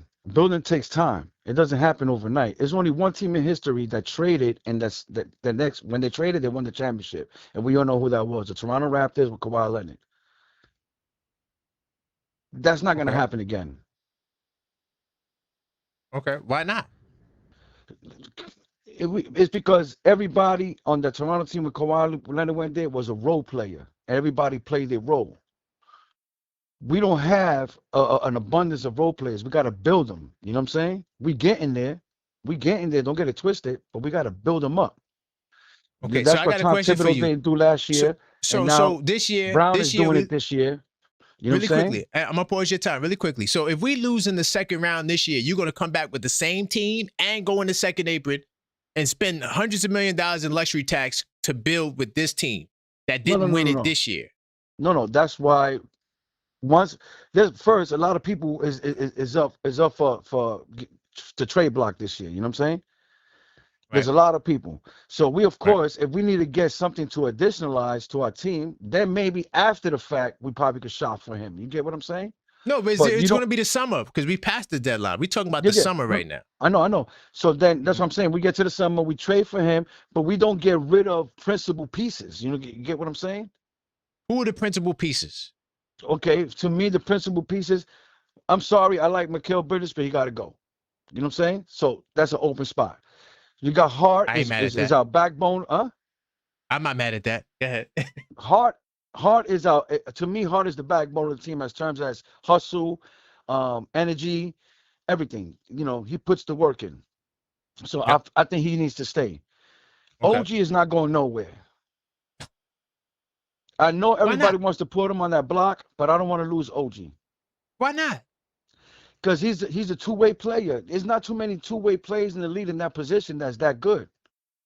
So you wouldn't trade Wingstop for Giannis? We got rid of one with Mikal Bridges. No, think about what I'm saying. You wouldn't trade OG and Giannis for Giannis. I mean OG and Mikal for Giannis. You wouldn't do that. No. Wow. I wouldn't trade. I'll put McBride on it with Mikal Bridges and a couple of, but I'm not gonna give up most of my core. That's not most. Wingstop is not most of your core. Well, OG is most of our core because every year when he comes back, when he gets a little hurt, he comes back. That's when we play our best defense. That's when he's a two-way player. He's on both sides of the court, putting in work. Okay. It's like Hart. He's not a total two-way player because his offense is not all that, but he's picking it up this year a little bit. You know what I'm saying? Mm-hmm. But we can't get rid of a solid two-way player. He's a solid two-way player. To me, he should be on the first team all defense. You know what I'm saying? So what would you consider Giannis if OG's a solid defensive player? What would you consider Giannis? Giannis is not as solid as defensively as OG is. Really? No, I don't think so. So Giannis was a defensive player of the year, not all NBA defensive team. He was defensive player of the year. Yeah, of course. Of course you got flashes that look at Goldberg. He was defensive player of the year. He was trash. You get what I'm saying? Nah, dog. Nah, Giannis is not trash. To say, but defensively, on the top of a person, you see how OG be strapping dudes down, and he plays almost all 5 positions. When's the last time you watched a Milwaukee Bucks game? Well, I watched it the other day, but Giannis is not. I understand what you're saying. He's more of a, how you say it? Okay. If you get by me, I still got you defensive player. You know what I'm saying? OG is I'm going to lock you down. And plus, he plays good defense off the ball. I hear you, brother. Like, it's hard to get. That. Yeah, okay. But I won't give up my core. I'm just saying my core as Jalen Brunson, you know what I'm saying? Cat, I'm still a little iffy about, you know what I'm saying? But to me, he's a beast. He just got to get his work up. You know what I'm saying? Yeah, I want Cat with Giannis. I'm not trading Cat. I'm sorry. I know that makes people mad. Cat. Yeah, I'm not trading Cat. But listen, BK, I appreciate you, brother. All right, you take it easy, brother. Love is love. You hear me? Yeah, Keep the lights up, y'all. Yeah, stand on your square. I love it. Big time. No doubt, brother. You have a good one, man. Salute. I hear him, but y'all buggy. Y'all not trading OG. Y'all wilding, man. OG ain't win nothing, dog. I need to get the winners. I'm tired of losing. We lost with OG already. I'm trying to win. What do we? Hey, man, D from LA, man. Triggered. Where we going, man? Are you triggered? Where we going? Where we going? Dear Giannis, I know you listen to this. I know you listen because this is the best Knicks podcast show on YouTube on the internet. I know you're listening. If you want to be a New York Knick, stop playing basketball effective immediately. I agree. Now. Stop. Yeah, it don't make no sense. Please stop. Stop playing basketball. You coming down on your knee? Come on. We don't need that. We don't need no hyperextensions. Ankle. We don't care what your history is in Milwaukee. We're over it. We over. Knicks fans, I love y'all, but this OG is not leaving. Is getting ridiculous. Yo, bro, tell me about talking about. What are we talking about, yo? You heard what the brother said that, the man played defense really well. And I'm like, Giannis don't play. If Giannis decides to play defense facing backwards, I'm still shipping OG out. What are we talking about, yo?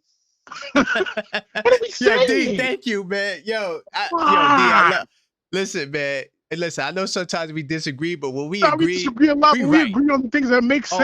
Oh my God! Listen, but when we agree, we're right for sure. 100,000. And this is the thing. I love the love that folks have for OG because he absolutely has been a game changer for the Knicks. Right. Now, 100%. We are talking about a 7-foot beast. Yeah. We are talking about the closest thing we've seen to dominance of Shaq's era. Like, what are we? If you put prime Russell Westbrook with common sense in a 7-foot body, you will get half of Giannis. Bingo. We ain't even talking about the defense yet. Like, yo, no. I love OG. I love OG, but guys, come on. Now, where I will agree is, again, in this second apron era, I understand I would not want to drastically change the Knicks roster in order to get Giannis playing in the Knicks jersey, but in the same situation as he is with the Bucks, where he doesn't have talent. But as we've discussed multiple times, trades aren't really going down like that anymore, where superstars are getting traded for bankrupting the rest. Like, it's not happening like that anymore. But guys, can we please stop with the? I love OG, but nah, man. Yeah, please. Oh, Giannis. Imagine we have Giannis, Cat, Brunson, and then a bunch of guys. What are we talking? And you could keep Shamet too. Oh man, that's it.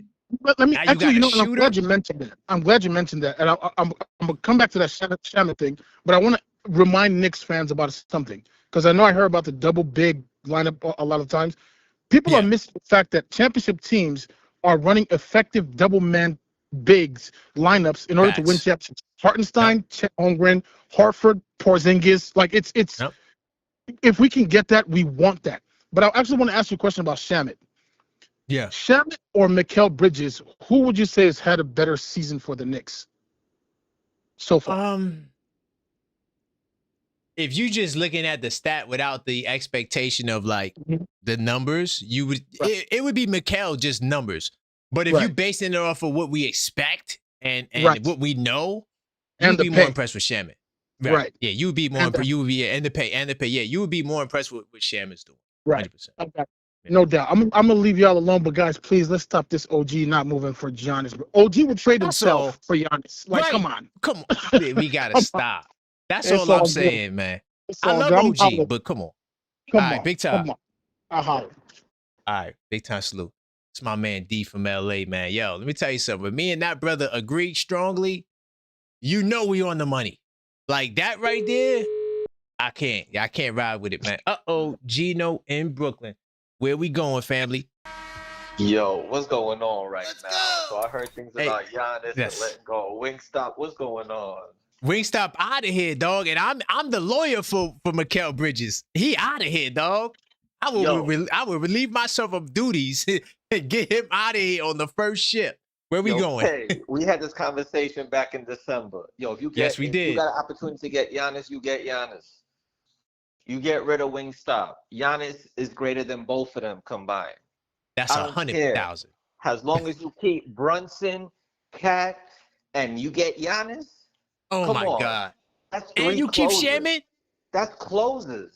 You could pick. You could have your choice at that time. And like I told you, they don't understand. Like I told you, where is Giannis going? He ain't gonna settle. He going to the Baja. Yep. That's a fact. He's getting fouled. Your team gonna be in foul trouble. Yep. With Brunson and Giannis? Oh, get him. What are we talking about right now? You in the penalty all day. All day. Towns might shoot like 50% from three. Watch. Towns will shoot 50% because you're gonna get so many open threes that he might just be 50%. Yeah. And you got pick and roll with 3 different players. Come on now. Come on. It's a no-brainer to me. Y'all wilding. The court gonna be wide open. You can't double. You can't double. Can't double. Like Giannis gonna have a clear way to the basket. Clear way. Look, oh my goodness. I'm giving up Wingstop. Because like you said, they ain't win nothing. Did they ever score 50 points in the finals? No. Right. Did they win the defense? We talking about defense, right? OG Anunoby defense, right? Was he ever defensive player of the year? No. Never. I love OG. We going off of hope instead of facts, right? That's what we going off of, right? Yeah, that's what it is, Gino. Come on, let's be real now. Let's be real. And then he's gonna get you double-digit rebounds. Come on. Bingo. And like 7 assists, 6 assists, easy. Come on. And they want to talk about the defense and everything individual. Defense is not only individual, it's team defense too. It's team defense. That's a fact. People want to bring in plus minus, which is an empty calorie stat. I don't like it. Right. You got to have the content. Like people use it. Oh, he was a plus 12. What does that mean? It don't mean nothing because it's who you on the court with. And you got to be on the court with them for a minute. Exactly. So if you're not comparing lineups, don't tell me about plus minus. Plus minus is whack. Plus minus is whack. It's whack. Exactly. It's a nice it's overrated. But it's whack. It's whack. Let's be real. But Giannis on this team, like I told you, it brings them balance. Balance. It'd be so incredible. It would be incredible. Oh my goodness. I'm not even, look, without a doubt, I'm doing it. You could take both of them on a platter. Send them on a platter. And I'm Mikel's lawyer. He's out of here. Look, you're a great attorney. And I'm going to go, and if I'm Mikel, I'm like, cool. You send me to Milwaukee, I can shoot whatever I want to shoot. I don't care. Yep. But that 26 ain't my a game. problem no more. He getting paid. You was Asian at that point. Bingo. But you know what? Yo, you get Giannis. That's a player you'll never get besides we had Ewing. That's it. That's it. That's it. That's and why Giannis we don't win. And Giannis got a chip that Ewing ain't get. That Ewing ain't get. Defensive player that Ewing ain't get. Right. And that's a first team that you're going to get. 7 times in a row. Right. Yeah. Right. And there's levels to being a championship team besides the I don't want to say that team, but you know. It brings them life to that. You know, but it would just bring them to a different stratosphere, especially in the East, where it's going to be more competitive next year. Facts. And man, yo, you cooking, man. But hey, I'm gonna let you go because I know you got other callers. But hey, keep doing what you're doing. Smash the like, hit the subscribe. You already know how we do. Big time salute, family. All right. Salute, my dude. All right. BK in the building. It's like every other call is Brooklyn in the house. All right, we gotta mix it up. We gotta get some Queens in here, and then I'm gonna talk about this Pacers game tonight.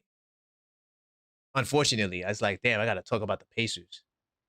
Don't ever want to talk about that. What's going on, Trey? Please leave your message for 5167. Hold on, let me get my man. Hold on. Trey, call back. I got you. Trey, what's good? Big Queens in the building, man. Y'all had a lot of Brooklyn. I had to get the Queens. I appreciate you, man. All right, first of all, the other caller, he hating on Podziemski because Podziemski ain't all that. I tell you what, if we had him as a starting 2 guard, we wouldn't be getting off to these slow starts in the first quarter every night. That's a fact. So Podziemski ain't that bad. He's a knockdown shot maker. Man, makes good little passes. He plays defense. That's all we need. Plays defense too. Yep, that right. part. Don't forget that. Yeah, like he's well. I'll take. Well, if they don't want him, I'll take him. We take him. Hell I'll take him. Y'all niggas could take back Alvarado or something. I don't like give a damn. Take Pacone, right. whoever Pacone, Alvarado, whoever. Damn, yo. So now back to the Giannis and niggas. Yes. They don't want to give up. Listen, man. Unfortunately, OG, because I want to keep OG too, because OG like the fire. dirty work that the superstars don't have to do. That's what makes him. You know what I'm saying? But look, due to the fact that Mikal Bridges has played so poorly, and Milwaukee already stated that they do not want Cat. So now, unfortunately, to all my OG lovers, he's gonna have to go. He's gonna have to go. 100%. If OG is standing in the way of us getting Giannis, but we keep OG and Bridges, get the bleep out of here. Y'all could take Bridges, bro. Bridges, take OG. Yo, I don't want Shamit to go. You want Shamit? Do you want my girlfriend for the night? What? I don't care, anybody. Bro. Yes, anybody could go. Yeah, not everybody, but anybody. Come on, anybody. As long as I keep Brunson and I keep Cat, like yo, anytime you get a chance to get a top 3 player in the league, not top 5. Anytime you get a chance to take top 3, you roll the dice. Now the only thing we roll the dice with. Every other game, man, this nigga's tweaking his knee. This thing ain't been this injured in his life. Hold on. I'm Giannis's attorney too. No, a lot of people don't know that. I'm Giannis out the Tekupo's attorney. Now you work for Giannis too. Yeah, I work for Giannis Bridges too. Yeah, I did. Good. Yeah, no, he's my other client. They kind of like on the other side of the world. But look, let me just say this. But Giannis, pause my time. Hold on, pause my time when you cooking. Go ahead. Yeah, I got you. That's Giannis. Giannis is this year. The injuries. It's not his career. He plays 60 games minimum every season. But that's the problem, man. That's the problem. 6 feet, all this running and jumping and dunking he's doing, and the nigga's 30. It's possibly the beginning of a breakdown. But I tell you what, though, as long as I get 2-3 prime years left, I'll still roll the dice. No, you got 2-3. No, trust me, he's still the same dog. Listen, if I'm not sure it was the last time, go watch him Milwaukee, but he looks the same. It ain't nothing slowed down on him. Trust me. No, he's not. And that little knee thing ain't nothing too that he had. The knee thing that was like what? That's nothing.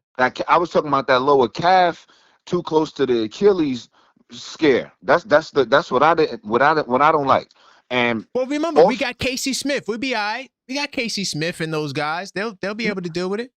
No. See, I'm all for it. What I'm saying is Bridges, his play made him unattractive for that deal. So now it's gonna have to be OG. Then number 2 on our side with Giannis getting gimpy all of a sudden every other game. Now Leon Rose and these dudes might be hesitant to pull a trigger. These are the 2 things that I'm worried about.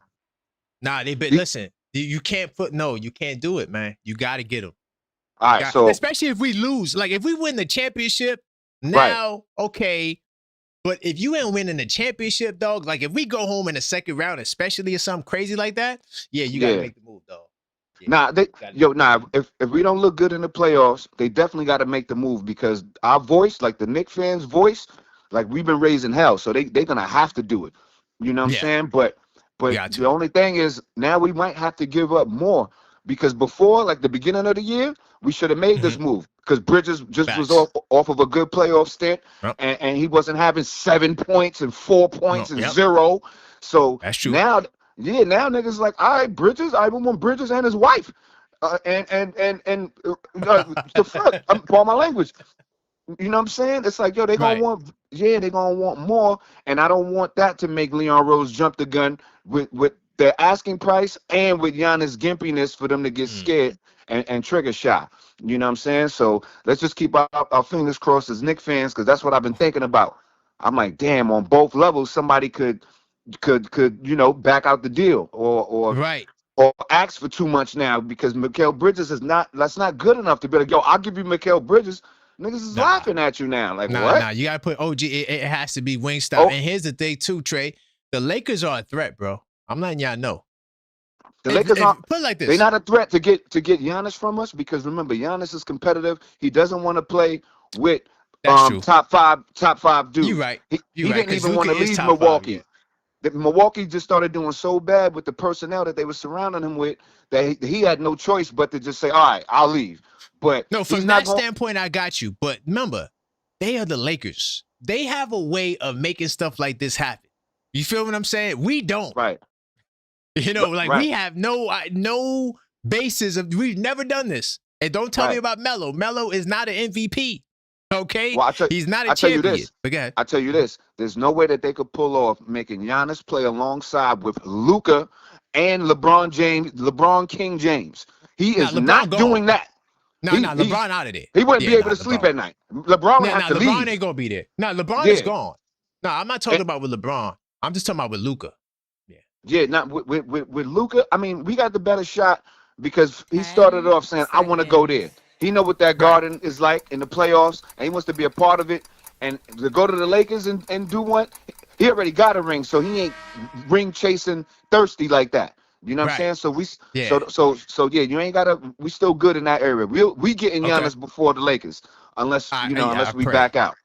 All right, man. I hope not. Oh my God. But I appreciate you, Trey, man. Big time salute. Yo, you ready, bro? All right, salute. That's my man Trey from Queens. Listen, y'all, let me tell you something, man. I'm concerned about the Lakers, bro. I feel like the Lakers, because they have the cachet to get it done, they could get it done. Hold on, let me just make sure I'm good on this end here. I'm good here. What was that? I'm not seeing nothing. Hold on. Give me 2 seconds, y'all. I got a message from somewhere. Hold on, I don't see it. Anyway, all right, cool. So look, I want to talk about this Pacers game. As far as the expansion draft, I'll probably save that for the next show. Oh, damn, I forgot to do the MVP. I'm going to do that for the next show, too, the MVP donors. All right? I'm going to do that for the next show, too, because it's later in the show. I like to do it earlier in the show. But I got to talk about the Pacers game as well. Unfortunately, we did a review on the when we saw them last. We saw them on Friday. I did a review for them on Friday, and I was a little worried because, you know, they're a team that's trying to tank, but then they decide to play basketball when they want to, right? So it's hard to like look at their other performances and say, well, yeah, they're gonna bring that to the table against the Knicks. It usually doesn't work like that. So what I'll do, and continue to get the likes up, y'all. Smash that like button. My man CW Flash said JB is questionable for tonight. Yes, I was getting ready to look into that report. I was waiting to see if we get a more updated stance. That has been the report since like late last night that Brunson was questionable for tonight. But let me just say something right now. Y'all know I could give a goddamn about an injury or excuse. I don't really give a damn about none of that. All right? All right? I care about, you know, where we're going to be. By the way, to the callers calling, I will get you back on the line. All right? Let me just get through this Pacers game, and then I'll get back to more calls. Hold on. What was that sound? I got a weird sound. I don't know. It's just too many damn notifications. I don't know what. But I'm gonna get to the calls after this, so all right? And Max, if that's you, okay. Oh, okay, got it. Okay, Max. All right. That's Max. All right, cool. So look, I want to touch on this game. So right now, we are at minus 15.5. Okay. Well, no, minus 14.5. That's where it opened at. And so where it's at on the spread right now is minus 14.5. Okay. And so this is the injury update. Let me scroll down. By the way, I'm kicking BS 10-258s, but in fantasy mode right now, he's getting embarrassed. You know, yeah, my fantasy team is just lit like that. Anyway, so look, this is the injury status for the night. Now, why the hell is Mitchell Robinson the game time decision? Can anybody explain that to me? Can y'all see that? Why in the hell is Mitchell Robinson? When the hell did Mitchell Robinson, it says his back. Did Mitch hurt his back the last? Hold on. I must have missed that. Did Mitch hurt his back in the Warriors game? Did he fall or something? Hold up. Why I don't remember that? I got OG with the bleeding. I didn't see nothing about Mitchell Robinson's back. Now, I do want to say this. This is the first time Mitchell Robinson technically it's the second time. This is the second time that Mitchell Robinson has been on the injury report with something going on. The first time it wasn't really an injury. It was an illness he had. All right. Because I'm looking at Mitchell Robinson. I'm studying this brother for the entire season to see what the hell's going on. Now, to all my load management people that thinks that the load management is preserving Mitchell Robinson, what the hell is this back injury? And did he hurt his back in the last game? Do y'all remember seeing him fall on his back? I'm trying to remember if he did. I remember him falling, but I don't remember if that was the last game, though. He fell on his back. Y'all let me know in the chat if he fell on his back the last game. I don't remember that. You know? Oh, who's doubtful? Brunson? Brunson is now doubtful, right? Hold on, let me just double check that, Brunson. Because I had another article that talked about Brunson. Hold on. Brunson could miss this clash. Let me see what they said here on Brunson. So, more than likely, I think Brunson's going to be out. Okay, so questionable. So, you said you seen doubtful? Let me see if I got an update saying doubtful. Nah, I don't see it there. Hold on, give me 2 seconds. Okay. I don't see doubtful, but I believe you though, JJ. But yeah, questionable, doubtful. He's not playing. So let's just chalk Jalen Brunson's not playing. But the back, this Mitchell Robinson, expect to see some content for me on this Mitchell Robinson back stuff. And you know what? I might talk about it on the next show that we do. But Brunson, I don't think is going to play. Now on their side, this is a goddamn mystery.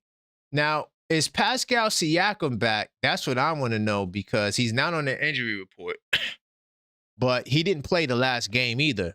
So I don't know if that means Pascal Siakam is back. I do see the out right here.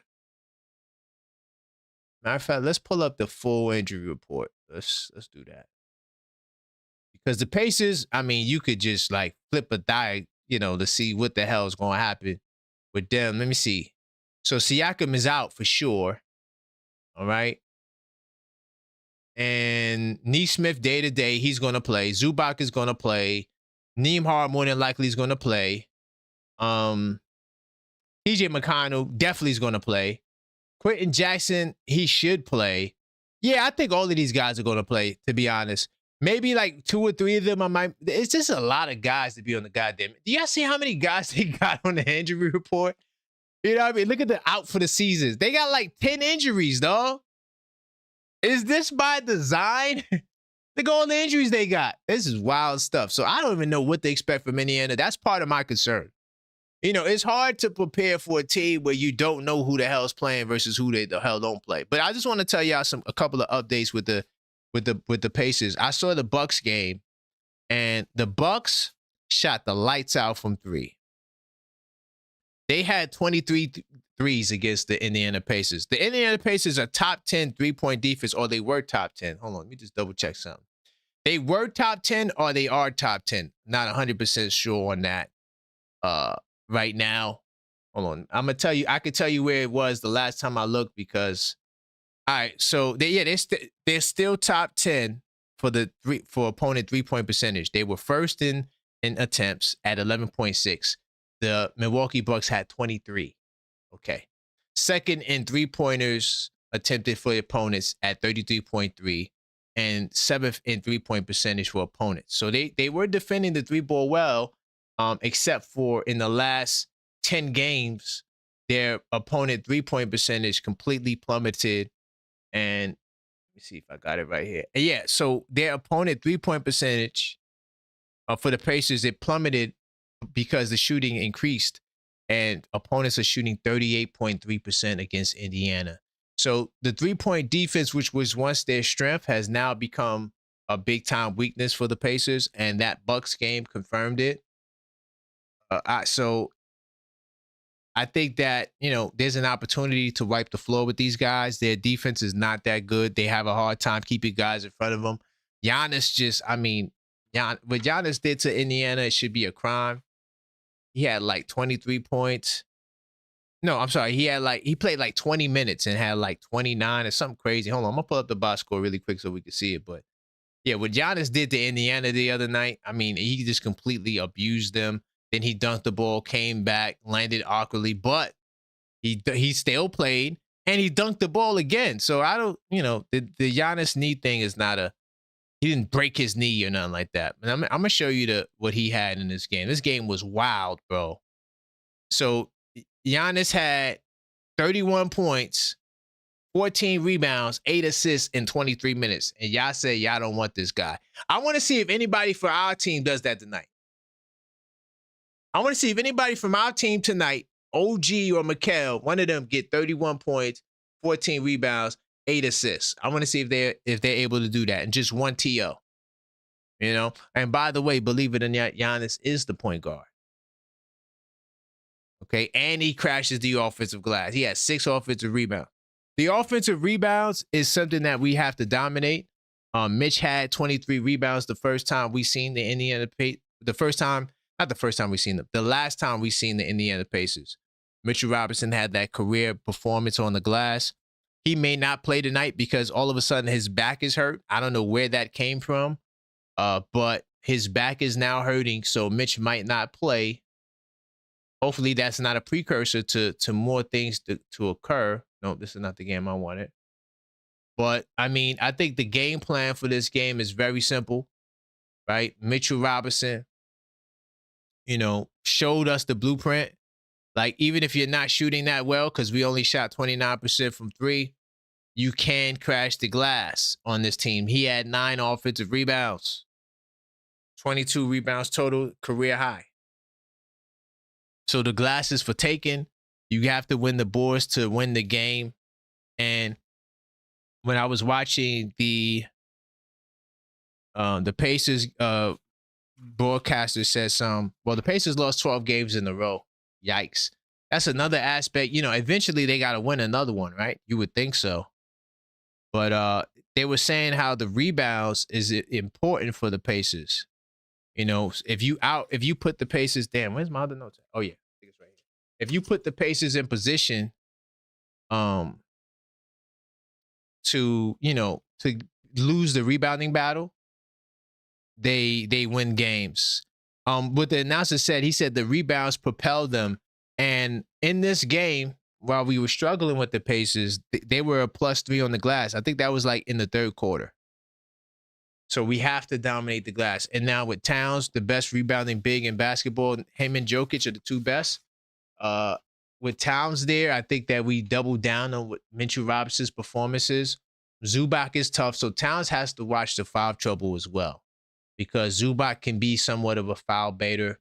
The pick and roll with McConnell, because in that last game against the Bucks, with the brother Nembhard did not play. So the pick and roll with McConnell and Zubac was just amazing. It was fire. They had like 30-something assists, but they had 18 turnovers.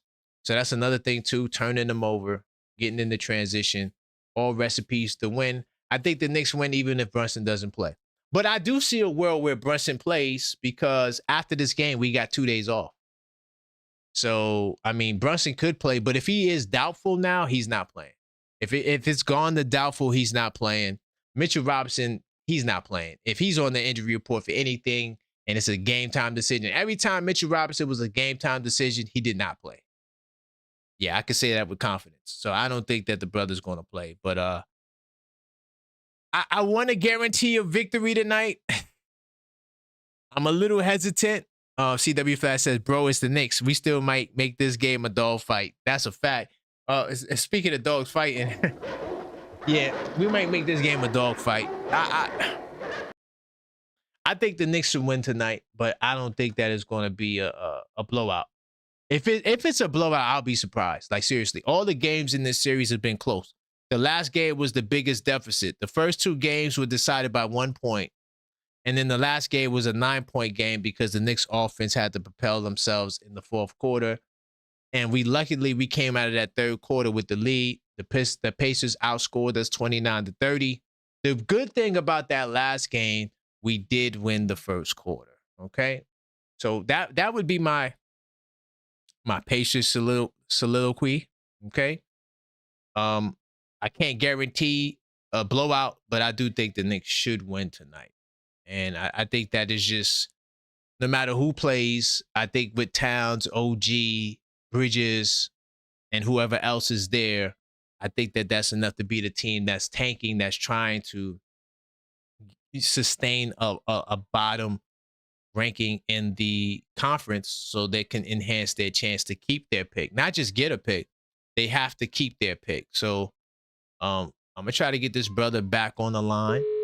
646-995-8389. If I miss your call, I will call back. Continue to get those likes up. What's going on, Rogers? Yo, what's up, Holmes? Hey, yo, brother, where we going, man? It's a lot going on. I mean, we talking about the game. We talking about the Giannis trade.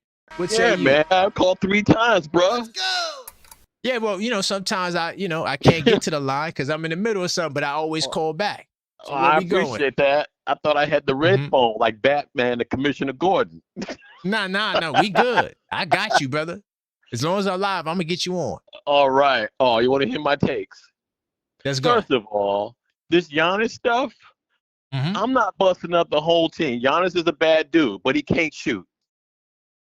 Right? Okay. He can't shoot. Everything's inside, and we need that. What I would say, forget this Giannis stuff. You know who the Knicks, type of player they need? A cat like Brandon Ingram. That's what they're missing. A big 6'8" dude that could take you off the dribble, shoot it from the outside, back to the basket, facing the basket, can do it all. But I'm not giving up the whole team for Giannis. I love him, but I'm not giving him. I'm not giving up the whole team. We can stop it right there. Like, you keep talking about the whole team. I said Wingstop. That's not a whole team. Wingstop is 2 players. That's OG and Mikal. They could be on the ship tomorrow. OG, right? If there's a ship that goes to Milwaukee, I'm gonna put him on a ship. OG Get him out of here. And we keep Cat. Yes. Okay. With I'll Towns. Okay. With Brunson. Hell yeah, get them out of here. That. I would do that. I love Anunoby, and he's gonna he's gonna keep getting better, no doubt. But you're talking about Giannis for them too? Oh yeah. 100%. My mama didn't raise no dummy. Exactly. So that's what I'm putting. Remember, my motto is anyone, not everyone. And also the way the contracts are set up, you couldn't trade everyone. Good. It's just too much money. These guys get paid a lot of money. I don't give up Cat for. No, I'm not giving up Cat for Giannis. No. Hell no. Big mistake. No. Big. Not doing but that. I want them together. Yeah, I'd like to see somebody like Brandon Ingram. That's the dude. That is the dude. Brandon Ingram. What did he win? What did Brandon Ingram win?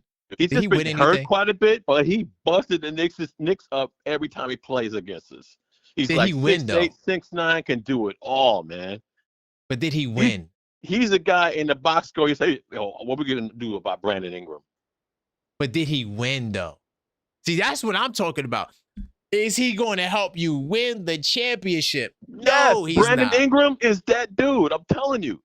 Check out his stats, man. Check him out. Okay, so if Toronto say you got to give up, so if Toronto say you got to give up OG, send him back to Toronto for Ingram, you going to do that? Yes. What? Yes. Wow. Okay. Yes. I've been watching Brandon Ingram since the Lakers had him and gave up on him. Wow. Okay. I'm telling you, look up the tape. Check out the tape on Brandon Ingram. I love Anunoby, but Brandon Ingram is that dude. Okay. He is a game. I don't know about that one. Check out when Toronto last played against us. He freaking lit us up, man. Well, I'm gonna say this, man. Okay. I hear you. Remember, I'm a Duke fan. I've been watching Ingram since the beginning. So. Oh, okay. Okay. So you know what he can do. Nice. He's been hurt though. I'm trying to win a championship. I ain't just trying to have good players. You would trade him straight up. We did that already. Nah. He's not the defensive stopper that Anunoby is, but as far as putting the ball in the hole, this dude is off the charts. You know.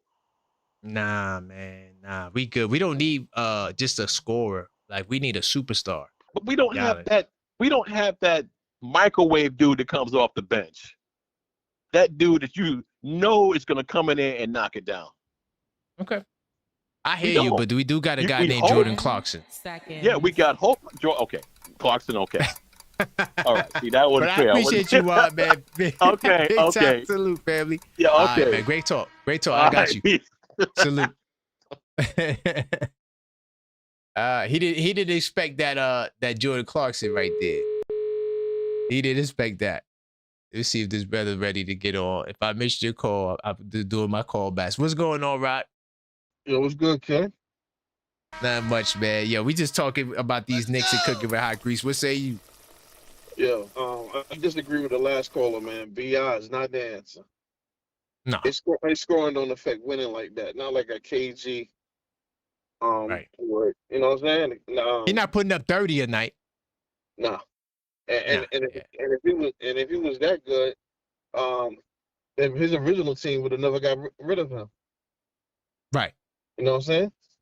Yep. But I had so many things to say. Somebody called me and interrupted me. But in any case, man, when they try to talk to Giannis, they need to. I couldn't imagine Giannis choosing LA over us, bro. Even though it is a threat in Tinseltown and due to the weather, that's what makes them a threat. Yep. But the case for that is, Luka don't play defense, man. But Brunson is a willing defender. He's not great. Yep. But at least he's willing to make the effort, you know? And he's off the ball too. Don't forget that. Right. And my other thing I would say, Giannis, well, automatically when those guys move to LA, they get a house in the hills or where the rich people have most of their property. Like, Giannis, what good is it if it's 2020 made it sound good. It never rains in Southern California, but guess what? You got to worry about fires. What good is that? You're not going to worry about the property? That's a big risk. Yeah, big risk. But he got property in New York, so I don't see it being a problem. And like you said, LA, they don't have the pieces to complete the trade. So I'm not too worried about them. I'm a little worried about them because it is LA, and they're a big market like us, but they're not as big as far as media is concerned. But but they got a history. They got a history of getting guys like this. That part. Yeah. Hopefully, Magic Johnson don't stick his nose in a situation like he's done over the years, because he's the X factor. He was able to bring all those guys over. Bingo. So I never heard of him being a fan of Magic Johnson, but hopefully it'll work out though, man. Yep. One question I like to ask. I know you're his lawyer right now. Mikal. Which is more important, the championship or the Ironman title? Which one? That's a great question. Because I don't know we in the league. There's a copycat league, and since Detroit been doing what they've been doing, getting more physical, everybody's been getting more physical now. So that's the way you play defense. So if you're not gonna latch on to being physical, you're gonna be ineffective or not as effective as the top defenders are in this league. So that means you don't care about winning. You just want that award. Right. Copy. So I'll be anxious to know what his answer was. That's it. Seconds. Big time, man. I appreciate you, man. I don't know how. I mean, he'll probably say championship, but he might be thinking about that streak. Yeah. Everybody want their names to go down with some kind of record, especially since what's been happening this year. Yep. 100%, man. I appreciate you, Rock. All right, bro. All right. And this is my man Zach. I gotta get my man Zach in here. Hold on. Gotta get my man Zach in here.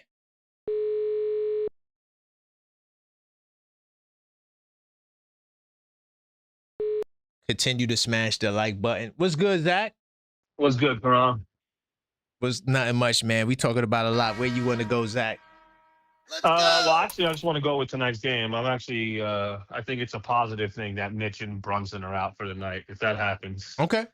I think that's a good situation for this team to kind of, bring it together without their superstar, specifically Brunson, because right, you kind of have to have that tribulation in order to really galvanize a team sometimes. And I think Brunson's been holding the team together a little bit too much. And in order for this team to find a mentality, maybe they need a few games without Brunson in order to find themselves again, because they've been missing that. I wouldn't be mad. I wouldn't be mad at that. And then Bridges might go off for 30 tonight. You see, they talk about my client, but my client is capable of a lot of things. We've seen it. Oh yeah, I remember last year. Remember when what's his name went down, when Brunson went down with the ankle injury in that LA game. Bridges had one of his best games against the Blazers the two games after that, and hit the game-winning shot, with the buzzer beater. So, there's positives to Brunson going down for this team, bringing it together. Mitch, though, I'm happy that it's not his ankle, it's his back. So obviously it's more probably a tweak thing that, that happened when he hit the floor the other night against. He hit the floor? That was against the Warriors? When he dove for the ball on the Warriors in the corner over there for the rebound. I wonder if that was while I was arguing with LD. Yeah, he dove for the floor, so I could have seen him tweak his back on that play. Okay. He's 7'2", going to the floor like that. But you have a tendency to pull some muscles. Gotcha. But yeah, I do think it's a good thing. The other thing that I like about it is maybe obviously Kolik's going to get some burns tonight, inevitably, because we need a point guard. So I don't know if he's going to start Kolik or start Alvarado, but at least that maybe will reinvigorate Mike Brown's decision about giving Kolik some burn and seeing if he can actually uplift the offense a little bit, as a second unit player. Those are some things that I think are positives. The whole Indiana team is basically on the day-to-day list, so you never know. You don't know if they're going to come up. The whole team, basically. The whole team, bro. Yeah. God. That's what I'm saying. The scouting and saying you could guarantee a victory is tough because you don't know who's going to show up. Yeah, how you scout for a team like that? I understand that point of view. Like, it's hard to scout, but when we have a defensive presence the way we do, the scouting shouldn't be an issue. We should be able to man up with anybody, especially with Hart, OG, and Bridges. And I think scouting is a little less important with those types of players. It's more so of their own desire to play. Okay. If they're up for the game, they're up for the game. If they're not, they're not. Last game was a perfect example. OG is a top 5 defender in the league, and he looked poor against the Golden State G squad. So you never know what you're going to get when you're not motivated to play. That's my only concern about tonight's game. Well, listen, Zach, I appreciate you, man. I will be in the Discord. Hopefully there's no more debates, but we'll be in there, man. Big time salute, brother. To you as well. Again, OKF Nation, best content on the YouTube and the net, man. Be good. Thank you, man. I appreciate you. All right. So listen, man, this is the time. So the people who I didn't get a chance to call back, you guys will be able to call back. I'm going live like in less than an hour and a half. We'll be back later. I do appreciate you guys. So until next time, as always, let's